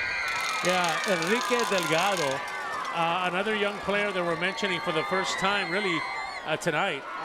Delgado came up and just really made an excellent play on that receiver. Yeah, so it was a loss of 5 on that reception. Ray Donna brought down for a loss of 5. And it is going to be back at the 28-yard line. 2nd and 15. Escobar still a quarterback, but he does have in the backfield Jerry Navas, so the snap could go to either one. Right. Both are listed as quarterbacks on the roster, though Nava does play defense. Running back too, even does some punting. This time it goes to Rodriguez, and Rodriguez will get up to about the 43-yard line. So a nice gain of about 15 on that play. And really, you can see Rodriguez. We're talking to Coach Marichilado before the ball game. He basically said, look, he's our go-to guy. Yeah. He's the guy that we want something to happen. We like to give it to him. You know, the bad thing about that is he spends a lot of energy playing defense as well. But if you keep him on offense and really focus on him, he's a good player. Well, he needed 15 yards. Got just about that for the first down. Again, this season, 10 catches for 159 yards and a touchdown. Rigo Rodriguez. So the ball, 43-yard line. Donna north. Gets it back to their quarterback, and he's going to be dumped for a 3-yard loss. Yeah, it looks like there you had really Munoz come up. He had Tank being able to come up and make a play. Adrian Fuentes. Yeah, those two Munoz guys wreck all sorts of on any type of offense. And they're always constantly making plays. And so, again, nice play by those two guys. Someone just tried to photobomb those girls, right? Camera bomb? Yeah, they try to get in the picture. Why not? Is it called a camera bomb when they do it? I know it's a photobomb. Photobomb. This could be a video photo. I'm going to have to ask the guys. All right, so it's going to be 2nd and 12. And this time, Nava has it. And he is going to get maybe 6 or 7 yards. Now, these Chiefs are continuing to play. You know, you can get down. You're down 34-0, but they're putting up a fight. They're coming out. They're putting their offense, and they're doing well. Devin Hanks. That name sounds familiar to Panther fans? Sure does. Devin Hanks is there on defense, back from injury. We're happy to have him back. So it's going to be 3rd down and 4. Ball at the 49-yard line. Approaching the midway point of the 3rd quarter. Panthers again over the Chiefs, 34-0. Escobar, quarterback keeper, is going to get to midfield, and that's going to be all. So he picks up about a yard on the play. Still needs 3 more for the first down. 4th down and 4. On the defensive line, you get to see different people. Really, Clincy Oliver was the one that was there. You had other players now starting to come up and make some plays, especially on the defense. Big number 92, Austin Craig. It's also been one of the ones that has been there most of the time. So Nava's punting. We had heard that we thought Flores would be punting. Right. Talking to the coach before the game, but we have a correction on that one. We were talking about Christian Flores, but Nava going to do the punting back near his own 40-yard line. Gets the ball up, straight down the field, and it's going to be picked up around the 12-yard line. It's going to be Jay Granados, and Jay's going to take it to the 35, the 40. He's at midfield. He's at the 40, 35, 30. He's at the 20, and he is going to take it in all the way. A great punt return by Jay Granados, and we see a special teams touchdown. Big play. Jay gets it done on the special team side of the ball. Who knew he could do that on special teams? Probably his coaches did. He did. You know, he's one of these guys who creates an offense as a wide receiver, but he's got some burners too to return those kicks, those punts especially. Wow. Extra point attempt coming up. And it's good. What do you think about that one? That's our man. That's Christian. Christian, he's happy about it. You know, I said earlier, he really hit the last one really good. And yes. He just stepped into that one and made it, man. Christian Garces. Yeah, Christian Garces, what a wonderful story, young man, inspiring young man who overcome some challenges. But tonight, don't tell him can't do certain things, because tonight he... Well, that's the second extra point attempt he's made this year. And we see that had to be about an 85-yard punt return. Yeah, Jay really was looking ahead, and he saw some blockers develop, especially to the left side. He had a big old convoy, and really you had one player for the Chiefs. The Chiefs were out of alignment there on that kick, on that punt. C.W. McCall would be proud of you saying the word convoy. Yeah, you saw the end. You like that? Remember that that old CB song? Yeah. Convoy. That's what it was. Yeah. When you have 3 guys, you have a group, but after 3 guys, it becomes a convoy. You got half of the team on that side. That was a big hit song in the 70s. Remember Convoy? Some people will say, hey, I know what he's talking about. Well, we try to relate to all the audience. Yeah, like last week, there he is. Look at Christian. Yeah. You know, that might keep him. If they keep scoring, he might just kick him all night tonight. Yeah, I think he will. Yeah. I think he will. Yeah. And he should. Ball comes down to the 10. And it's going to be brought up to about the 30-yard line. And in on that return was Aiden Gomez. Yeah, Aiden, again, a player that they wanted to use a little bit more. Haven't really had a chance to do it, but he's got some explosiveness. Yeah, and he's got some good numbers. 10 catches for 125 yards and a touchdown this year. I know that they wanted to use him. Coach Marichilada mentioned that they wanted to get the ball to him as much as possible, if they could. Is that how you used to dance in high school? You know, that's the way I used to dance right before lunchtime. That was my dance before lunchtime. And I was happy to go. It was cafeteria food. It didn't matter to me. That's for sure. All right. First down and 10. 4:51 remaining. Third quarter. Panthers over the Chiefs. 41-0. On Taco Tuesday. Oh, I bet that was your favorite day of the week. Every Tuesday. Ball at the 29-yard line. Going to be a loss on that play. Rodriguez with the carry. Once again, the Weslaco Panthers 2019 season is sponsored by Knapp Medical Center. Tramaru, the kangaroo, is here tonight. Yeah. He's happy. He's had all sorts of gifts. I saw him earlier. He was giving all sorts of goodies. So a loss of 1 yard on that last play. 2nd and 11. We've got trips on the near side. Also trips on the far side, empty backfield. Quarterback Escobar. He'll throw it to the near side, gets it to Rigo Rodriguez, and he's going to be going backwards, and he's going to be tackled for a loss. A nice ankle tackle right there, and coming up to make that play.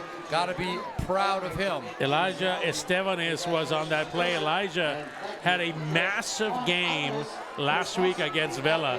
Missed tackle, and really from behind, Estevanes comes.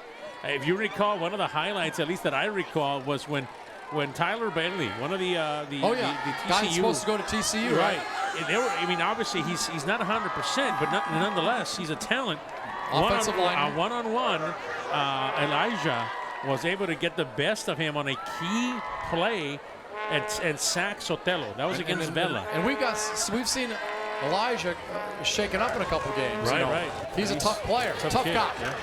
All right, so there is a complete pass that time to Aiden Gomez, the guy we were just talking about, his 11th catch of the year. Yeah, and why not? You know, you gotta keep trying. Aiden Gomez is one of your highlights if you were to pick a positive thing from tonight. And also Rigo Rodriguez, who's been trying just about everything possible he can do to create something for the Chiefs.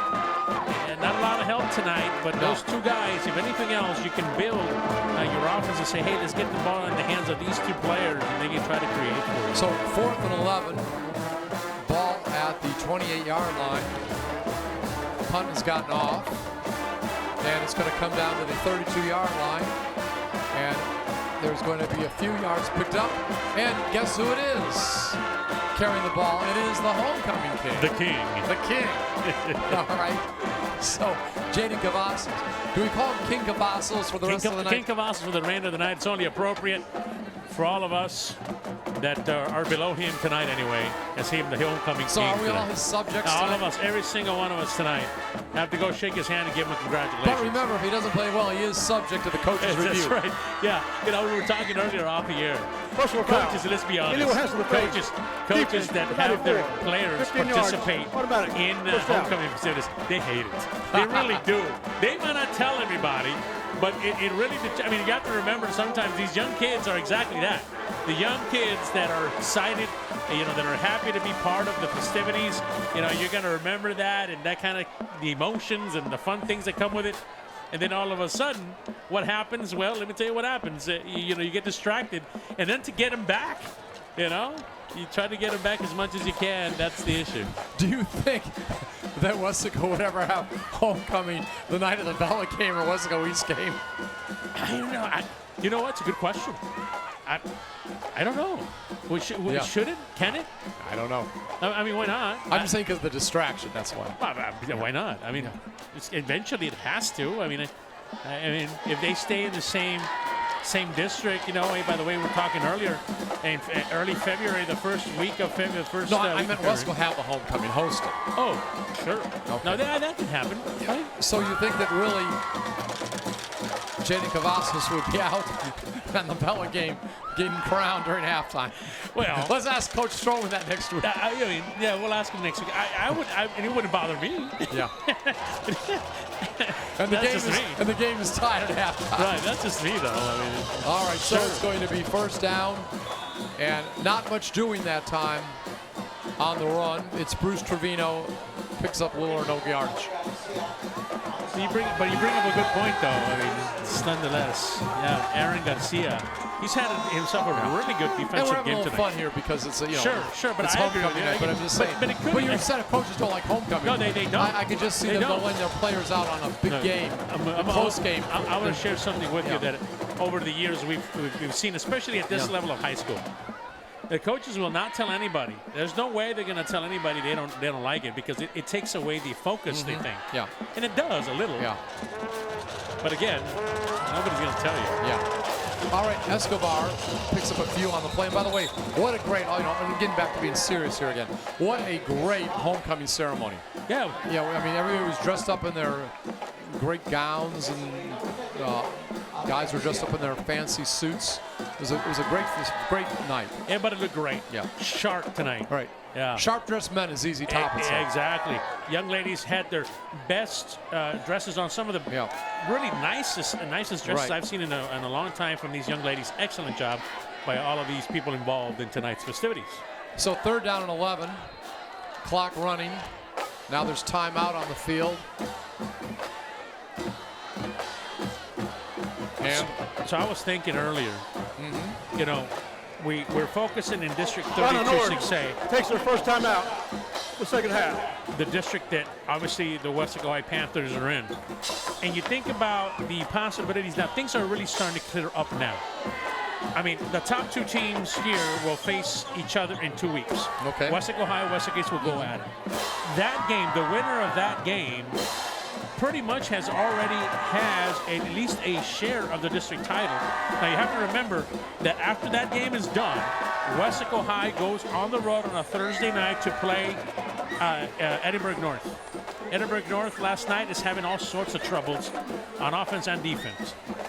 Weslaco East, on the other hand, goes and plays Edinburgh Vela here on a Friday night. You're talking next Friday? Yeah, that's the end of, and that'll be the end of the season for Weslaco East. We're talking at the end of the season, the last week of the season. I got you. Okay. Yeah, but I'm just saying if that kind of remains the same, I'm just kind of stressing how big that game is going to be. You're right. The Naco Bowl is going to be, besides the families getting together, I mean, it'll have all sorts of playoff implications, district championship implications. 3rd down and 11, and it is Rodriguez with the complete pass, and he is going to go all the way for the score, and that is going to be a long touchdown, and we're going to call that about 59 yards. 59 yards. And it really caught the Panthers kind of napping on that one. They weren't expecting that one. Just streaking down the sideline there, and the quarterback Escobar, nice pass, had time to throw, really no pressure, and really he just got in front of the defense. A nice play by number 88, who has been a big player all night tonight, Rigo Rodriguez. Touchdown Chiefs. Extra point attempt coming up. It's up, and it is good. And that was Christian Flores that time kicking. So we got that right. So it's now 41-7. We see a flag on the field. See what they call there. Usually at that spot, somebody run into the kicker or something? I mean, that's usually. Personal foul. Roughing the holder. Defense. That 15-yard penalty being forced the kickoff. Tries good. Oh, yeah, that's just as bad, yeah. All right, let's run down what Donna North's done this year and tell me what you think of this. This is their scores. Sure. Donna North lost to Donna 21-3 to open up the year. Right. And I'm just going to throw these scores. I'm not sure these games are quite in order. But right. It was Mission over Donna North 55-8. Grew over the Chiefs 33-12. Valley View over Donna North 24-6. Weslaco East beat Donna North 41-24, so they scored some points on East. Right. And then it was, and I say that because East is shut out their last 3 opponents. Right. And then Edinburgh North over Donna North 41-24. Last game, Okata Meetings over Donna North 24-7. Right. Again, some games sort of close there. Yeah, and that shows, even though they didn't win the game, just like they might not win the game here tonight, the same thing is happening here. You can see that they do not quit. They've gotten better. They're a better team than they were last year. We got to see them last year. You got to see them again this year. You know they've gotten better. But the fact is, and it still kind of remains, that if you're a Chief fan, you got to be patient and trust the process, as they say. You know, Coach is trying his best with what he has, trying to do it. But at the same time, you know, he says, I can't afford any injuries. You know, I don't have a lot of numbers. So that's why we were talking about the classification maybe, and we brought this up, that, you know, would you consider moving down to 5A? He says, yeah, sure, I'll do it, but it doesn't really matter too much. I mean, the competition is stiff there, whether it be 5A Division 1 or Division 2, and here comes the onside kick. Oh, and it's recovered by Weslaco. Nice job. The Chiefs did a good job of trying to bat it to themselves. That was a very well executed onside kick, by the way. I thought it was interesting as number 32 Angel Castellanos was there. Look at that kick. Nice high kick, goes 10 yards. They bat it down to try to grab it, and the Chiefs almost had it. That's a nice play by that special teams. That kicker did a great job. Yes. Of doing that. So it's going to be 1st and 10, looks like, at the 29-yard line. And again.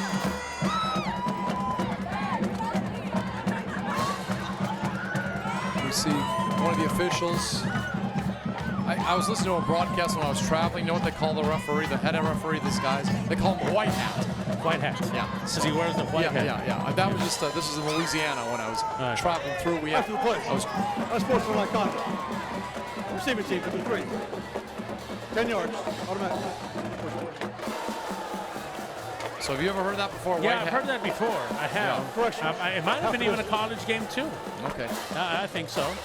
That's quite common, I guess. You know, they're kind of pointing out he's the official, the main official. Yeah. Weslaco High, really, because of penalties, has backed themselves up behind to start off. They're going to look like about the 15 or so. Yeah, about the 15-yard line. They're moving toward the south, right, in this quarter, toward the scoreboard. Just a couple minutes left, 2:06. Again, they're up 41-7. Rodney Garza at quarterback is going to hand it off. And this time, not much gain. And on the run that time, we have Samuel Bain. Yeah, Samuel Bain is one of their backs that has a little bit of experience. Not too many carries throughout the season, but he does have experience running. And so they're going to feature him tonight. Looks like Peyton Kanab is done for the evening. Obviously, Jacob Cavazos is done tonight. And there's Garza and Bain. Yep. So it's going to be 2nd down and 10, no gain. This time a pass play. And it's going to pick up little or no yardage. Good lateral pursuit by Christian Cortana. Caleb Gomez for the Panthers there was the receiver. Had never called his number, at least tonight. No. So welcome to the game, Mr. Gomez. There's some flag, or a flag on that side. Offense, number 2. 10 yards from the spot of foul. 2nd down. Oh, they caught Mel tugging on a jersey. That's always tough. You know, you're trying to block downfield and they throw you the flag. It's a tough one. So it's going to be 2nd down and long. Ball back at about the 7-yard line. We'll call it 2nd down and 16. And a jet sweep this time. And the ball will go up to about the 15-yard line. Rodriguez in on the tackle. And carrying the ball that time was Joe Maldonado. So now we're starting to see the flags come down. And one of the things that I was reminded of is when this starts to happen, you remember you have new kids in there that just haven't had a lot of playing time, and that happens on the offensive line as well. So we're going to put our glasses on the offensive line, some of these young men that are also playing out there. Holding, offense, number 17, half the distance, 2nd down.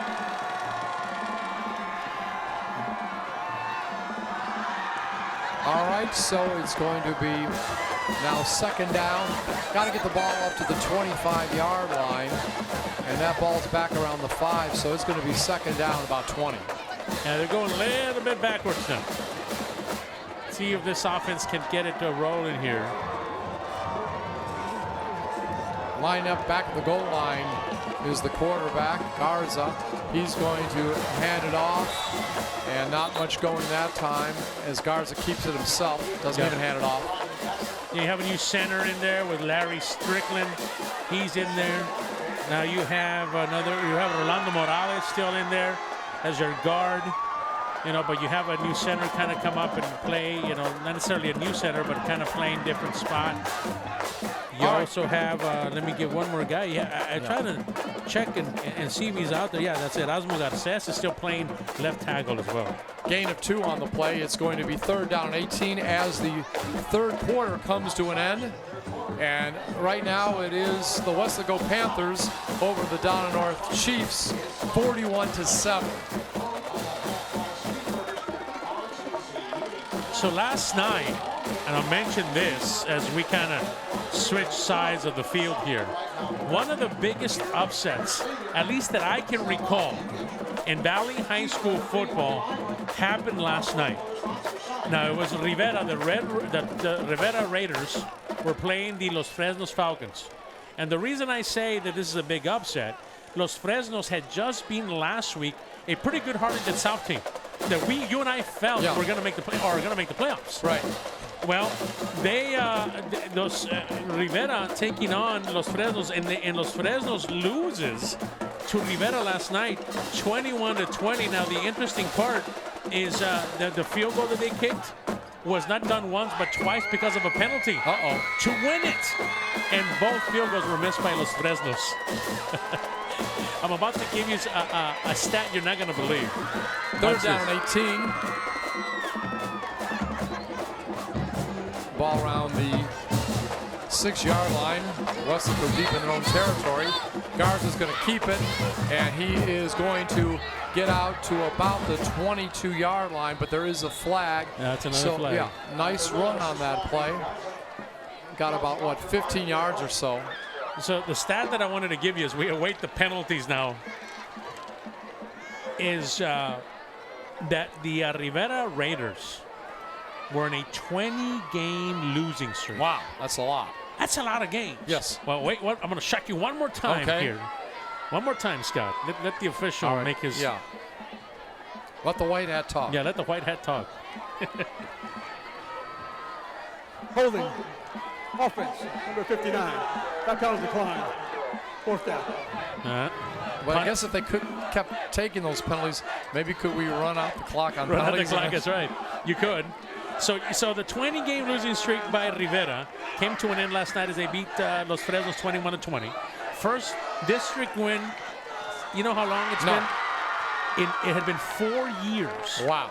Since they had won a district game. Let's see if he punts, by the way. It's going to be 4th down and about 3. Yep. But the ball is back at, what, about the 25-yard line? He's going to run it, and there's going to be a flag. He's going to be right at the marker, but a flag. And that's going to be a hold, at least what it looks like here. And that's going to give the ball back. If that does stay true, it's going to give the ball back to the Chiefs right there in good field position. Because that's going to be a penalty. As it happened before. Yeah. Ball was about the 22. We'll Had see to make the if 25. they picked up the first down first. See what they get. Yeah. It was I guess you can make that call when you're up 41-7 on your own side of the field. Mr. Whitehat. Holding. Offense, number 13. 10 yards from the spot of the foul. 4th down. Yeah, so that backs him up. It was during the play, so that backs him up. And yeah, I mean, it was just shorter yardage they were going for, but now they back you up even further. That's going to make it even that much tougher. Yeah, you got to punt now. Yeah, now, yeah, I agree with you on that one. All right. Because it's like 4th and 10 with the 15, your own 15. And yes, Garza's going to get it up. It'll hit near midfield. Nice roll. And it's going to go down to about the 30-yard line. So he kicked it at his own 15 and ball went down to the 30. That is a very, very nice kick for sure on that. So to wrap up my about shocking 55 numbers. yards. I'm sorry, that's a shocking number, 55-yard punt. Beto Leal, first-time coach. Beto Leal, first-time head coach for the Rivera Raiders. Congratulations to him. First win in a long time. Yes. And you know what? Really what that does for Los Fresnos now, it throws in a wrench in their playoffs possibilities now. I mean, Harlingen is winning tonight, beating Hanna 28-2. Harlingen South and San Benito are close. South leads 14-13. Okay. So you think about those four teams, possibly playoff teams. Los Fresnos, because of that loss, might disqualify them. Think about that for a second. That's tough. That is tough. That's some good inside football, Fred. Yeah. First and 10 at the 30. Rodriguez gets the pitch, and he's going to be driven way back on that play. And you're a Panther fan, you're thinking, why do I need to know that about Harlan when we play them in the next round of the playoffs, the first round of the playoffs? So you start kind of thinking ahead a little bit. You know, do you get asked that at all when you're out there with folks? Hey, so who do we play if we go to the playoffs? Hey, so who do we play? That's the first thing they want to know. By the way, guess who stopped and made that loss? Jesse Perez was involved in that play. Right. Loss of about 4 on the play. Make it second down and 14. This time, quarterback line over center. We don't see that often. Yep. Escobar will pitch it back. A sweep to the right side. And going out at the 30-yard line with a penalty flag is Bruce Trevino. So he got about 4 or 5, maybe back to the original line of scrimmage, but a flag. That's going to be a hold. Devin Hanks on the tackle. Yeah, Devin Hanks was there. And it's really good to see Devin back. Yeah, he's playing a good game. Yeah. You know, he's getting his football legs back. He's feeling the contact. He's going to be a valuable asset to the Panthers, to the defense come playoffs. This last 2 minutes, his first 2 minutes of the fourth quarter are longer than the final 2 minutes of an NFL game. Number 3, 10 yards from the spot of foul. Second down. I'm talking about a close NFL game. The officials decided to get involved. When they got to make the calls, I mean, you got to do it. Yeah. You know, if they're there to be made, you got to make them. That's right. All right, it's going to be second down back at the 15-yard line, and that's going to be a long one.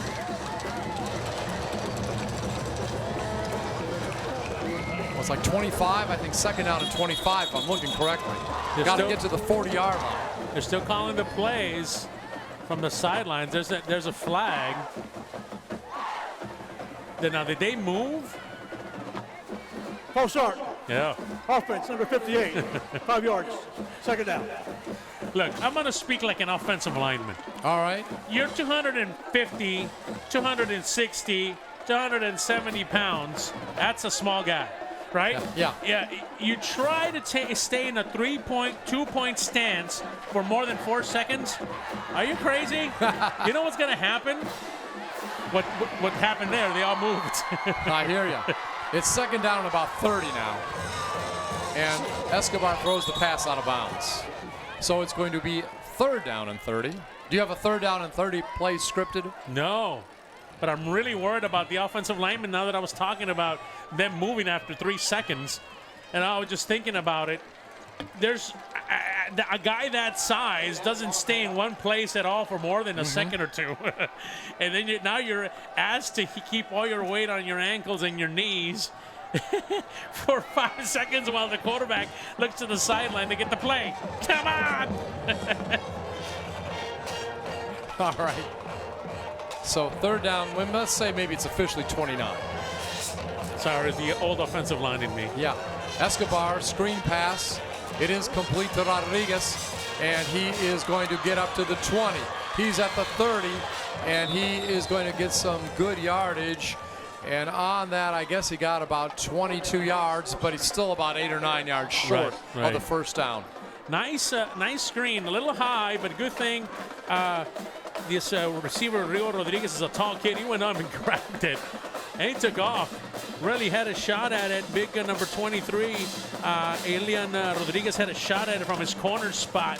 Missed him and picked up some yardage. Oh, they're involved again, the officials. During the run, illegal block in the back. Number 4, offense. Half the distance. Third down. Yeah, even he almost couldn't remember what down it was. And this night's getting long, folks. And we're not making fun of the official. We aren't. We're just talking about he's been busy. See, I'm a little worried about the offensive lineman. You're worried about the official. Yeah, that's right. Because we all have concerns. A lot of these officials are near my age, all right? And I know how run down I am. And I couldn't be doing this all night, all right? Health concern. That's right. Gotta start thinking about tomorrow. All right. It's third down.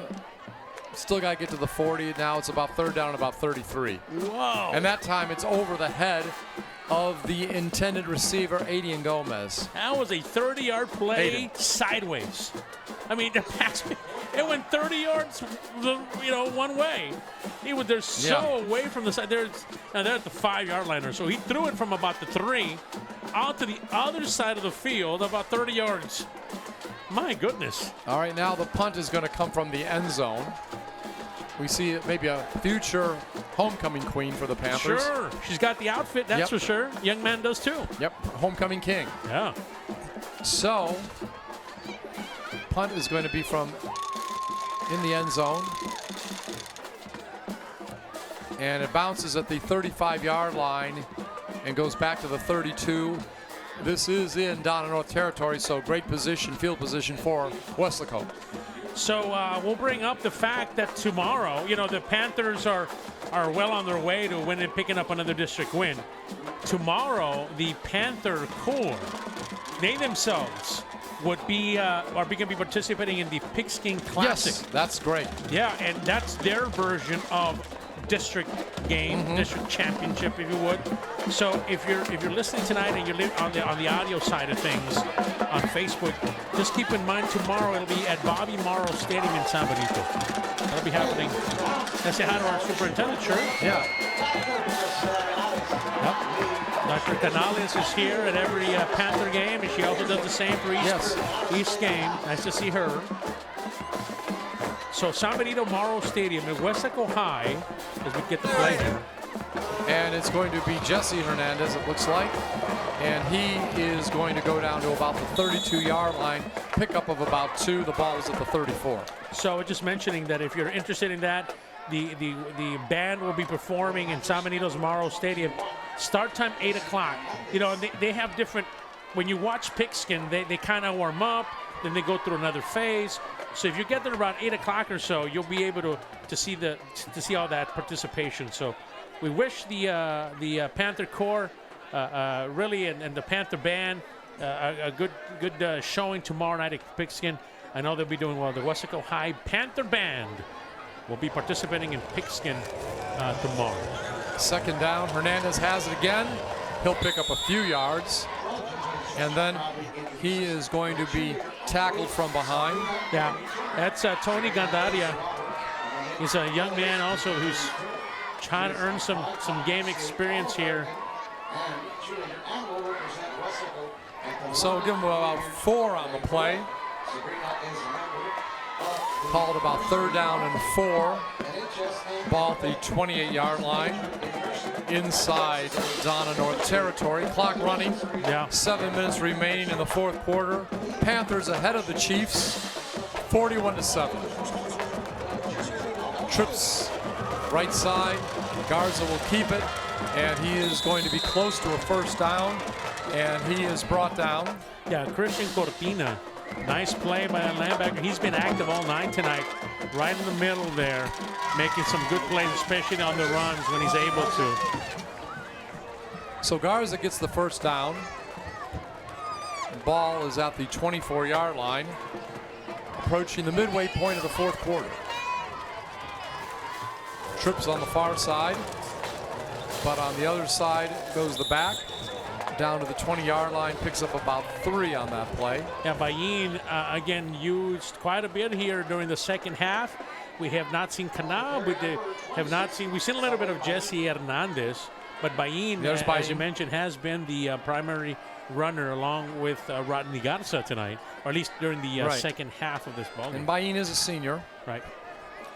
So, gain of 3 on that play to the 20, 2nd down and 7. Garza now will loft the ball upfield toward the end zone and overthrows his intended receiver. I was just thinking about injured Panthers. The Panthers don't have a lot of injuries, but some of them that they have are really injuries that ended the season for these players. One of them was number 20, the running back that the Panthers have, Mario Perez. You saw him earlier. You were talking to him before the game. Yeah, he's in good spirits, but he had an injury that kept him out for the remainder of the year. And my 2 linebackers are becoming more mobile. Yeah, Charles Juarez and Ethan Zamora, they're looking good. Yeah, they're looking good. And we see a running play this time going from about the 20 to the 10. a pickup of about 10 yards on that play by Mel Rodriguez, right? Yeah, Mel's out there. Mel's still playing. Yeah. He's had some touchdown receptions tonight, now running the ball. He's had a nice game tonight. Yep. And of course, our tight end, he got injured in practice this week. Yeah, Rolly Verones, really, they're kind of keeping an eye on it. They're thinking, seeing how things come out for next week. But if leg injury, right? Yeah, it's just an ankle. The coach was talking about, hey, we're just going to monitor it, see how it goes. You got to be careful with these athletes, you just got to be careful. All right, a running play this time, and it is going to go, it looks like 10 yards for the touchdown. Have to see for a it looks moment. like they're going to mark him down just short. Short, okay. At the 1. Was that Bayin? Yeah, that's Bayin again. Now, Bayin wanted that one. Yep. You kidding? I've been working hard for this one in practice. Coach, give it to me. He drags 2 Chiefs with him. Yeah. I thought he was in. It looked like he was in, but look, they stopped him just a yard short. So it's going to be 2nd and goal to go, and no gain that time. Actually, maybe a little loss for the running back. Yeah, Cortina was there. Bayin gets the ball, but Cortina was there. He's been active. We keep saying he's probably their leading tackler so far tonight. Cortina is. We're talking about another guy recovering from injury. Yeah, Brad Castellon is another one. He was saying that maybe next week, right? Yeah. Is that what he said? I think so. He's a valuable player for this defense. No doubt he wants to get back as soon as possible. So the ball now, goal to go, back at the 4-yard line. And this time, Bayin has it. And he's going to get in for the touchdown. 4-yard run for the touchdown. Give it to him. He's worked hard. And here comes a hose. Penalty, though. Penalty. Jeez. Sometimes you gotta go tell the official, hey, come on. He doesn't play a lot. And then when he does, give him a chance. He's a good kid. He's a good player. He works hard. Are you his advocate? I'm trying to. I'm trying. Well, we're going to have another penalty. Holding. Offense, number 55. 10 yards. 2nd down. By the end of the night, we're going to go, no, that white hat. It's going to change from the white hat to the, white hat. Officials do a good job, though. We kind of, sometimes fans can tend to be critical about them, but it's a tough job. It really is. I wouldn't want it. It really is a tough job. So you got to admire them for being patient. Well, don't the good guys always wear white hats? At least in the movies. They do. Lone Ranger wore a white hat. Yeah. All right, ball is back at the 13-yard line. So it'll be goal to go from there, 2nd down. And this time, handoff to Bayin, and he's going to go nowhere. He's determined. He is determined to get that bag. I knew for about 10 seconds what it felt to score a touchdown on varsity, and they took that away from me. So clock does continue to run. That's good news. If you ask me, I thought he scored twice. The first time, I thought he scored. Then the second time he did, but they gave him a flag. See that young lady? Wouldn't that be a good color for your hair? You know turquoise? what? I've tried sort it. of like your shirt. Well, let me tell you, I've tried it. Turquoise? I've tried it, but Is it blue, turquoise? afterwards I found I have nothing to wear. So that's the problem. Oh, dear. See what I mean? Oh, dear. No, we all got issues. We all got problems. Yes. For me, it's clothing issues after False the hair. start. Offense, number 5. 5 yards. 3rd down. And there is our homecoming queen. Yes. She's a happy camper tonight, no doubt. We were learning that she's not just a cheerleader, Kirsten is. That's our homecoming queen, Kirsten Padilla. She's not only a cheerleader, but she's also a star on the basketball team. Wow. Yeah. All right, it's going to be 3rd and 22, 3rd and goal to go. From the 22-yard line, I guess I should say it that way. And this time it's going to be Garza, and he is going to get down to about the 8-yard line, so he gets 14 yards on that quarterback keeper. A nice run there by Rodney.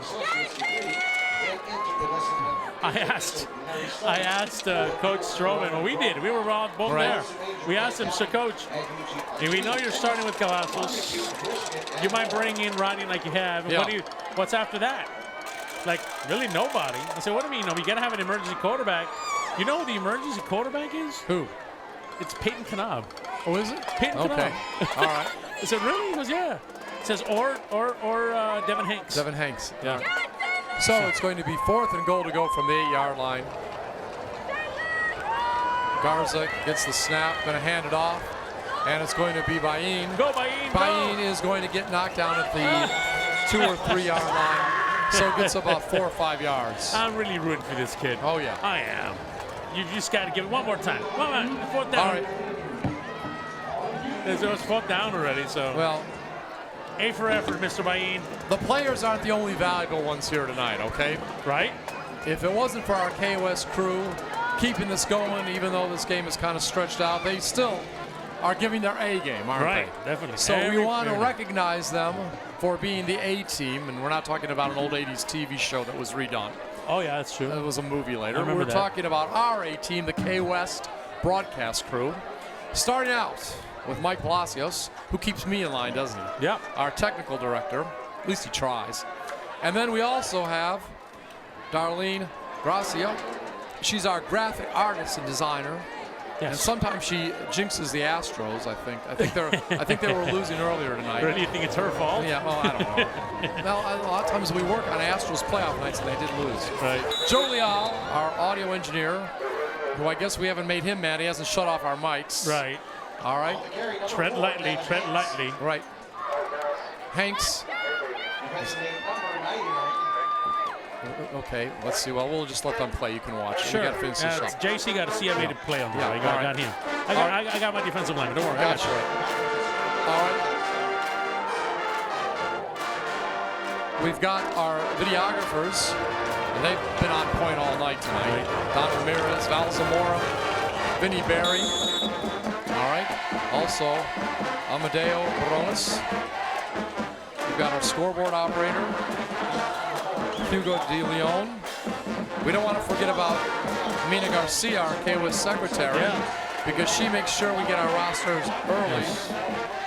So I don't butcher all the names, just some of them, right? Gives us enough time I can look at the names. for us to not have any excuses. Yeah. I'll come up with one. But. All right, and then of course, Mike Gonzalez, who even though he does the pregame and postgame show, is also the scoreboard technical director. Mike. And he keeps very busy. Yeah. Can't wait to find out who the new Cubs manager is. Big he Chicago was sharing fan. stuff with you. Yes. He was telling you. Yeah. Yes. All right. 41 seconds left, and we don't want to forget the man that stirs the whole drink, right? Carlos Robledo, the K-West director, and he and Mike will be doing the post-game show, as they always do at these home games, both for Weslaco and Weslaco East. So we know he's going to have some of the players on, the coach will be on, so it's going to be a fun night. It always is. It's always just to talk to Coach, get his perspective, see what the players have to say. Nice play there by Robert Rodriguez. Yep. Big Robert was there. First time we call his name tonight. Yeah, Gary Nava. And it is second down, and it is going to be the end of the game. So, it is the Weslaco Panthers defeating the Donna North Chiefs by the final score of 41-7. Donna North now 0-8, 0-4 in district. Weslaco, they're 6-1 overall, 3-0 in district. District 31-6A action. And it was a good night.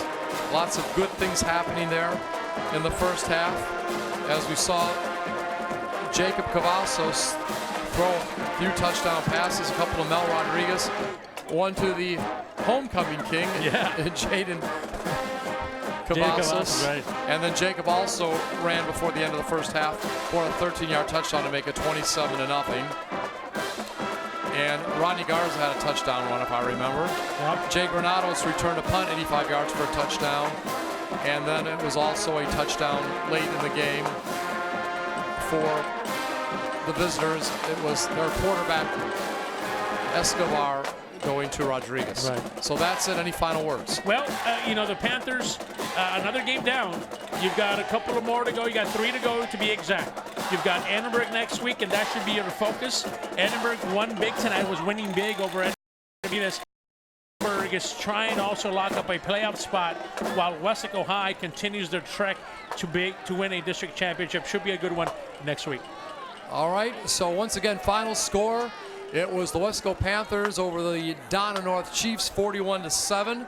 We are here at Texas National Bank Field at Bobby Lackey Stadium. We'll be back next week on the road in Edinburgh at 7:30 Friday night. For Football Fred and the whole K-West crew, I'm Scott Harrison. Have a great weekend. This has been a K-West production.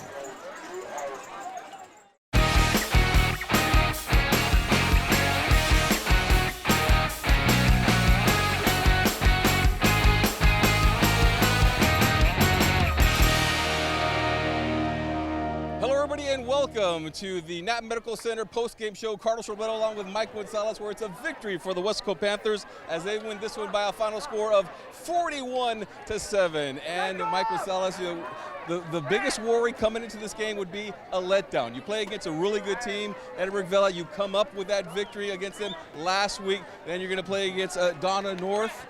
You're worried about, oh, you know what? Maybe they won't play their best football, but they come out victorious 41-7. A little bit of a shaky start, though, in the first quarter. Yeah, a little bit of a shaky start, but they were able to overcome that, to control late in the first quarter into the second quarter, and pretty much dominated the defense.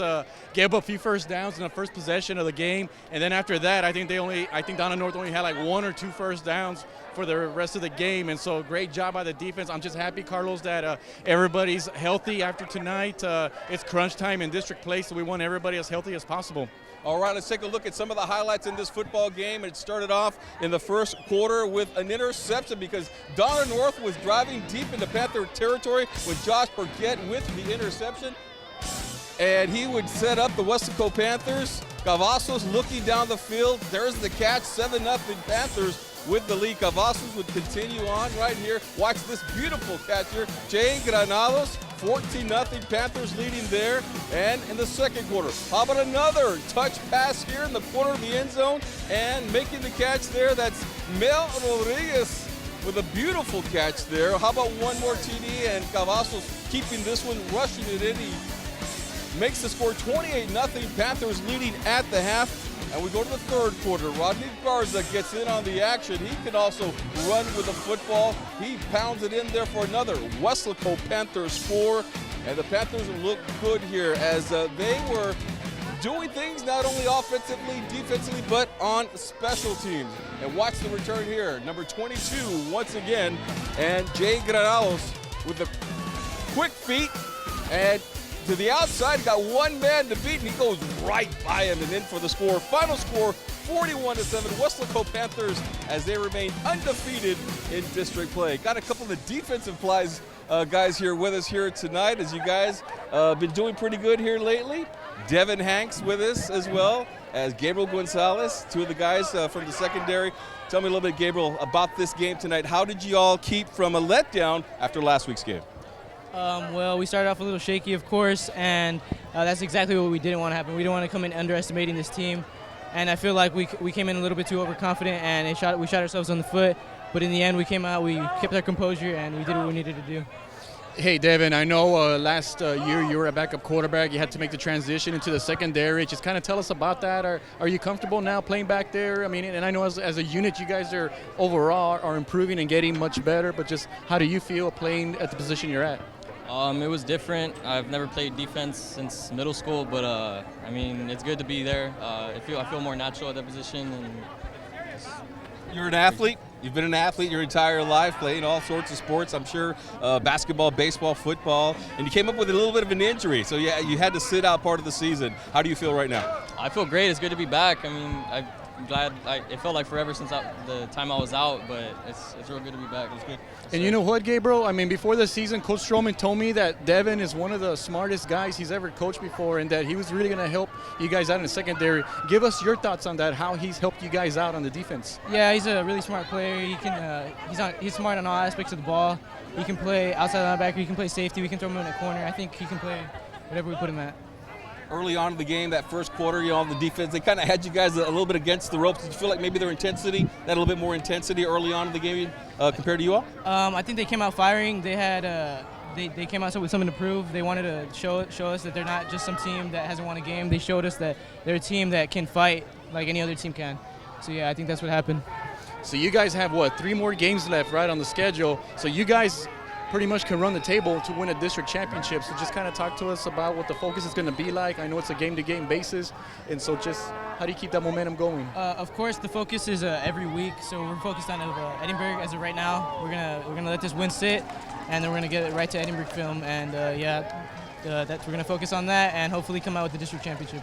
Devin, how do you stay focused one game at a time? I know you got Edinburgh next week, and then it's Tinakabo, which will be a big game, and you guys are always up for that one. How do you all stay focused one game at a time? Watch film. We just do what you guys got to do, huh? Every week. Just concentrate on everything at the task at hand. And so it's homecoming. Y'all had a good week, a fun week, as you beat Vela. What was school like all this week? Because it had to be enjoyable. It was enjoyable, but of course it was just a distraction from the main priority, which was the game. And we're just here. We're here as the show. Everybody else is here for homecoming as well. So we just kept our focus on the game, and that's what we came out with, a 41-7 win. All right, Devin, did you have fun this week? Yes, sir. All right. We'll go ahead and let you guys go out there on the track. Enjoy the rest of your weekend. Congratulations, Devin guys. Hanks. I called him AJ Hanks last time. It's Devin Hanks out here on the desk. Thank you very much, guys. Nobody's perfect. I appreciate it. And let's bring up a couple of the offensive players here. Rodney Garza on. Come right here, wearing number 6, and also Jay Granados. Jay, kind of last count of your touches. Did you have 2 or 3 touchdowns here tonight, Jay? 2. Just pick up the microphone there. You had 2 touchdowns. You had 1 catch in the corner of the end zone. And then you also had that punt return for a touchdown. Tell me, first of all, about that catch you made, because it was a spectacular catch in the corner of the end zone. You had to get at least 1 foot inbounds. Talk to me a little bit about that. Well, when I saw that ball thrown, I just had to focus, and I had to see that my feet were in, and that's it. And they were in, right? Yeah, they were in. You know what, Ronnie? I mean, you caught my eye last year in the game against Lake Travis in the Alamo Dome, where you just went in, nothing to lose, and you threw 2 touchdown passes. I was like, man, this guy has something in him.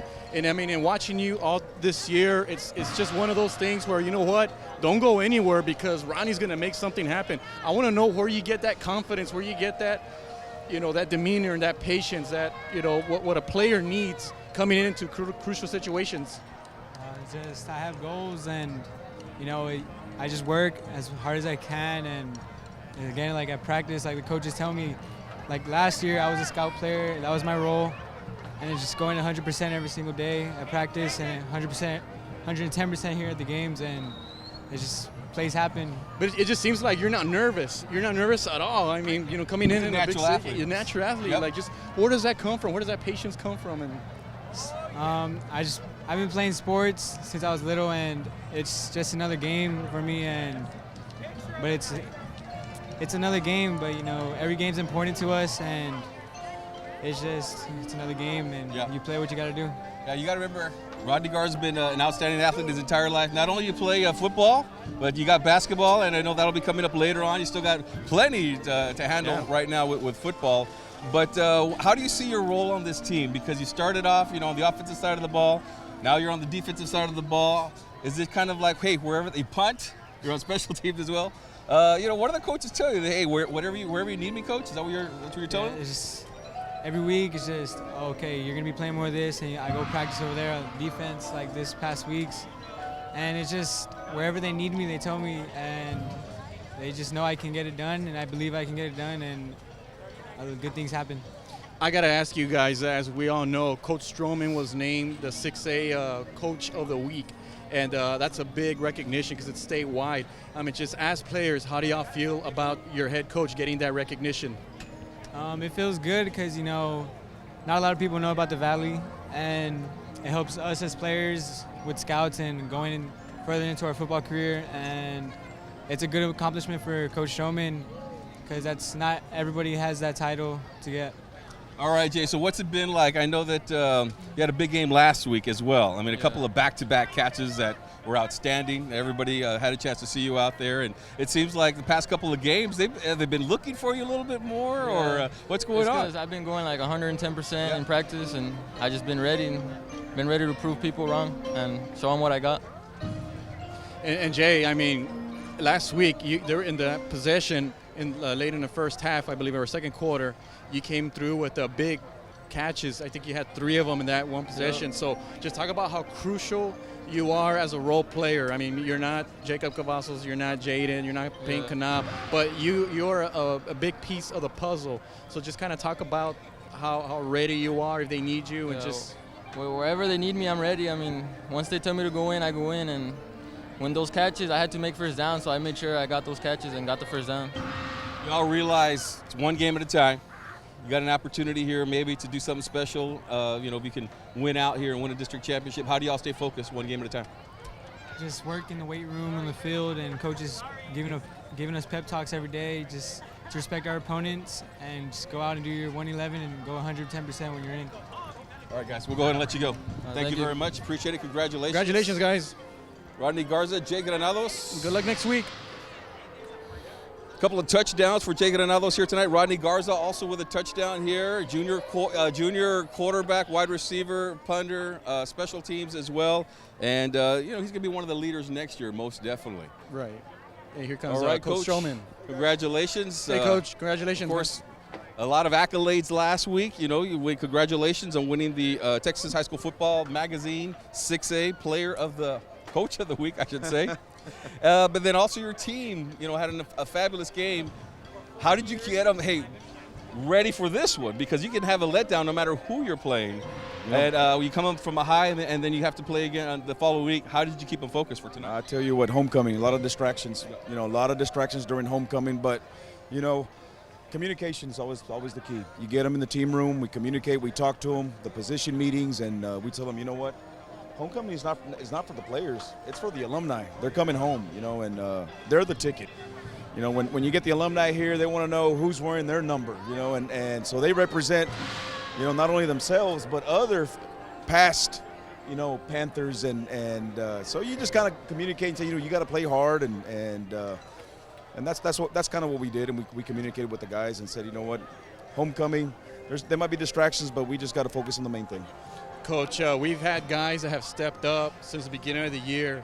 I mean, on defense, we've had about 4 or 5 guys, that maybe we hadn't heard of, but man, all of a sudden they're making plays and they're starting. And then you have a guy like Jake Granados, who made some big plays for you last year, has really come through the last few games. How important are these guys to y'all's success for that district championship and to make a playoff run? Well, defensively, just staying consistent, getting better every week and every game. Going from the Nicky Rowe game to now, just these kids have matured and grown into their position. They were babies, they were puppies going into their positions, and now they've seen their grasp our defense, and now they can pretty much freely, and just the maturity level and watching them grow, it's been great. Jay Granados is that silent killer. I mean? He's a silent one, doesn't say much. I don't know how you guys got him up here to talk, but because he just says yes sir, no sir. I mean, great kid, respectful kid, but. When they start overplaying maybe Jaden and Jacob and Peyton and KJ, it frees up Jay. And Jay had a great game last week against Vela. I mean, he had some big catches there, and he's just been consistent. Great kid. Parents done a tremendous job with him. And now I know what you mean by distractions when it comes to homecoming. I think I just saw the biggest homecoming mom that I have ever seen around the neck. It's on the track right now. But that thing is about the style. The size of Texas, not the size of Texas, but it is just huge. It's not that one, but there's one on the ground. It's very, very big. So, I can understand all of the distractions y'all had, the parade, and then so many other things going on. And everyone's patting on the back, and you guys are the best thing, and, and all these years. And you're going to win the district championship, and you got it in the bag. And, you got an easy schedule on the way out. Y'all are playing great football, So I know that it could be very, very difficult, but you've done an outstanding job of keeping the team together, and y'all kind of got off to a slow start here. Yeah, we did. I mean, how do you feel about that? But you know what, Coach Mari Chalad, we went to Kingsville. He's a classmate of mine in Kingsville, and he's done a tremendous job of turning that Donna North program around. I mean, compared to the Donna North of old to that now, I mean, he's doing a good job. They just got to be patient with him, and for coming in and early on, I mean, they were driving on us. And it always, and you start thinking, you know what, it's homecoming, it's just distractions, but heck, they were kind of pounding the football at us. So, but for the most part, you know, the kids, we kind of settled and we did what we had to do in order to get this W tonight. And you got to be happy, Coach, that this game is over, the distractions are over, and yeah, hey, look at that. Woo! Mom, in the state of Texas, Daisy, we like that. Can she point Weslaco from there? I tell you one thing about Daisy, she's one of the strongest females in our school. I can tell you she's stronger than some of our football players. So she's on the powerlifting team. She's on the powerlifting team. She's the captain. So, Coach, how glad are you that this game is over with, that you guys came out healthy, no serious injury, I don't think that we know of, and you're ready to move on? I'm ready to move on. It gets us closer to two of our goals, which is to contend for a district championship and then to make playoffs. So we'll enjoy this one, and then we'll start getting ready for Edinburgh High and at their place, and you know, and then see. We're just going to take one game at a time. All right, Coach, we'll let you go. I appreciate it. Thank you so much. Congratulations, Coach. Coach Roy Stroman. And so, Mike, once again, you know, there's always that chance there could be a letdown, but they came out and they played well. I really like, of course, you'd always talk about all the weapons that the Panthers have. I think, like you said, the silent assassin, Jay Granados, really made, you know, a name for himself. We kind of knew who he was, you know, great hands and a lot of speed, but one great catch in the corner of the end zone, and then a return for a touchdown on punt returns, which was just spectacular. And guys like him are going to be key to their playoff run. You know, going into November, you know, they want to go as deep as possible, and so they just want to make sure that these guys continue their excellent play, that they're able to help the team out in any way they can, because they know that Jacob is going to be Jacob, and Peyton and Jaden and so forth. You know, they're still going to be who they are, but you need guys like the Ronnie Garza, the Jay Granados, and then the younger guys to step up, like the Burgetts and so forth, the Frank, the Tank, Fuentes, and you know, guys like that are going to be so important, so crucial to get back to where they want to go, which is at least to the third round. All right, we'll go ahead and leave it right there, and they stay healthy like you talked about, Mike, and they get to move on to the next game, which will be at Edinburgh High School next Friday. So good luck to the Weslaco Panthers, still undefeated in district play. They start off the season with a loss, but now they've won like 5 in a row? 6 in a row now for the Weslaco Panthers. All right, for Mike Gonzalez, I'm Carlos Rebelo. Thanks for joining us on the Knapp Medical Center postgame show. Final here, Weslaco Panthers win it by a final score of 41-7.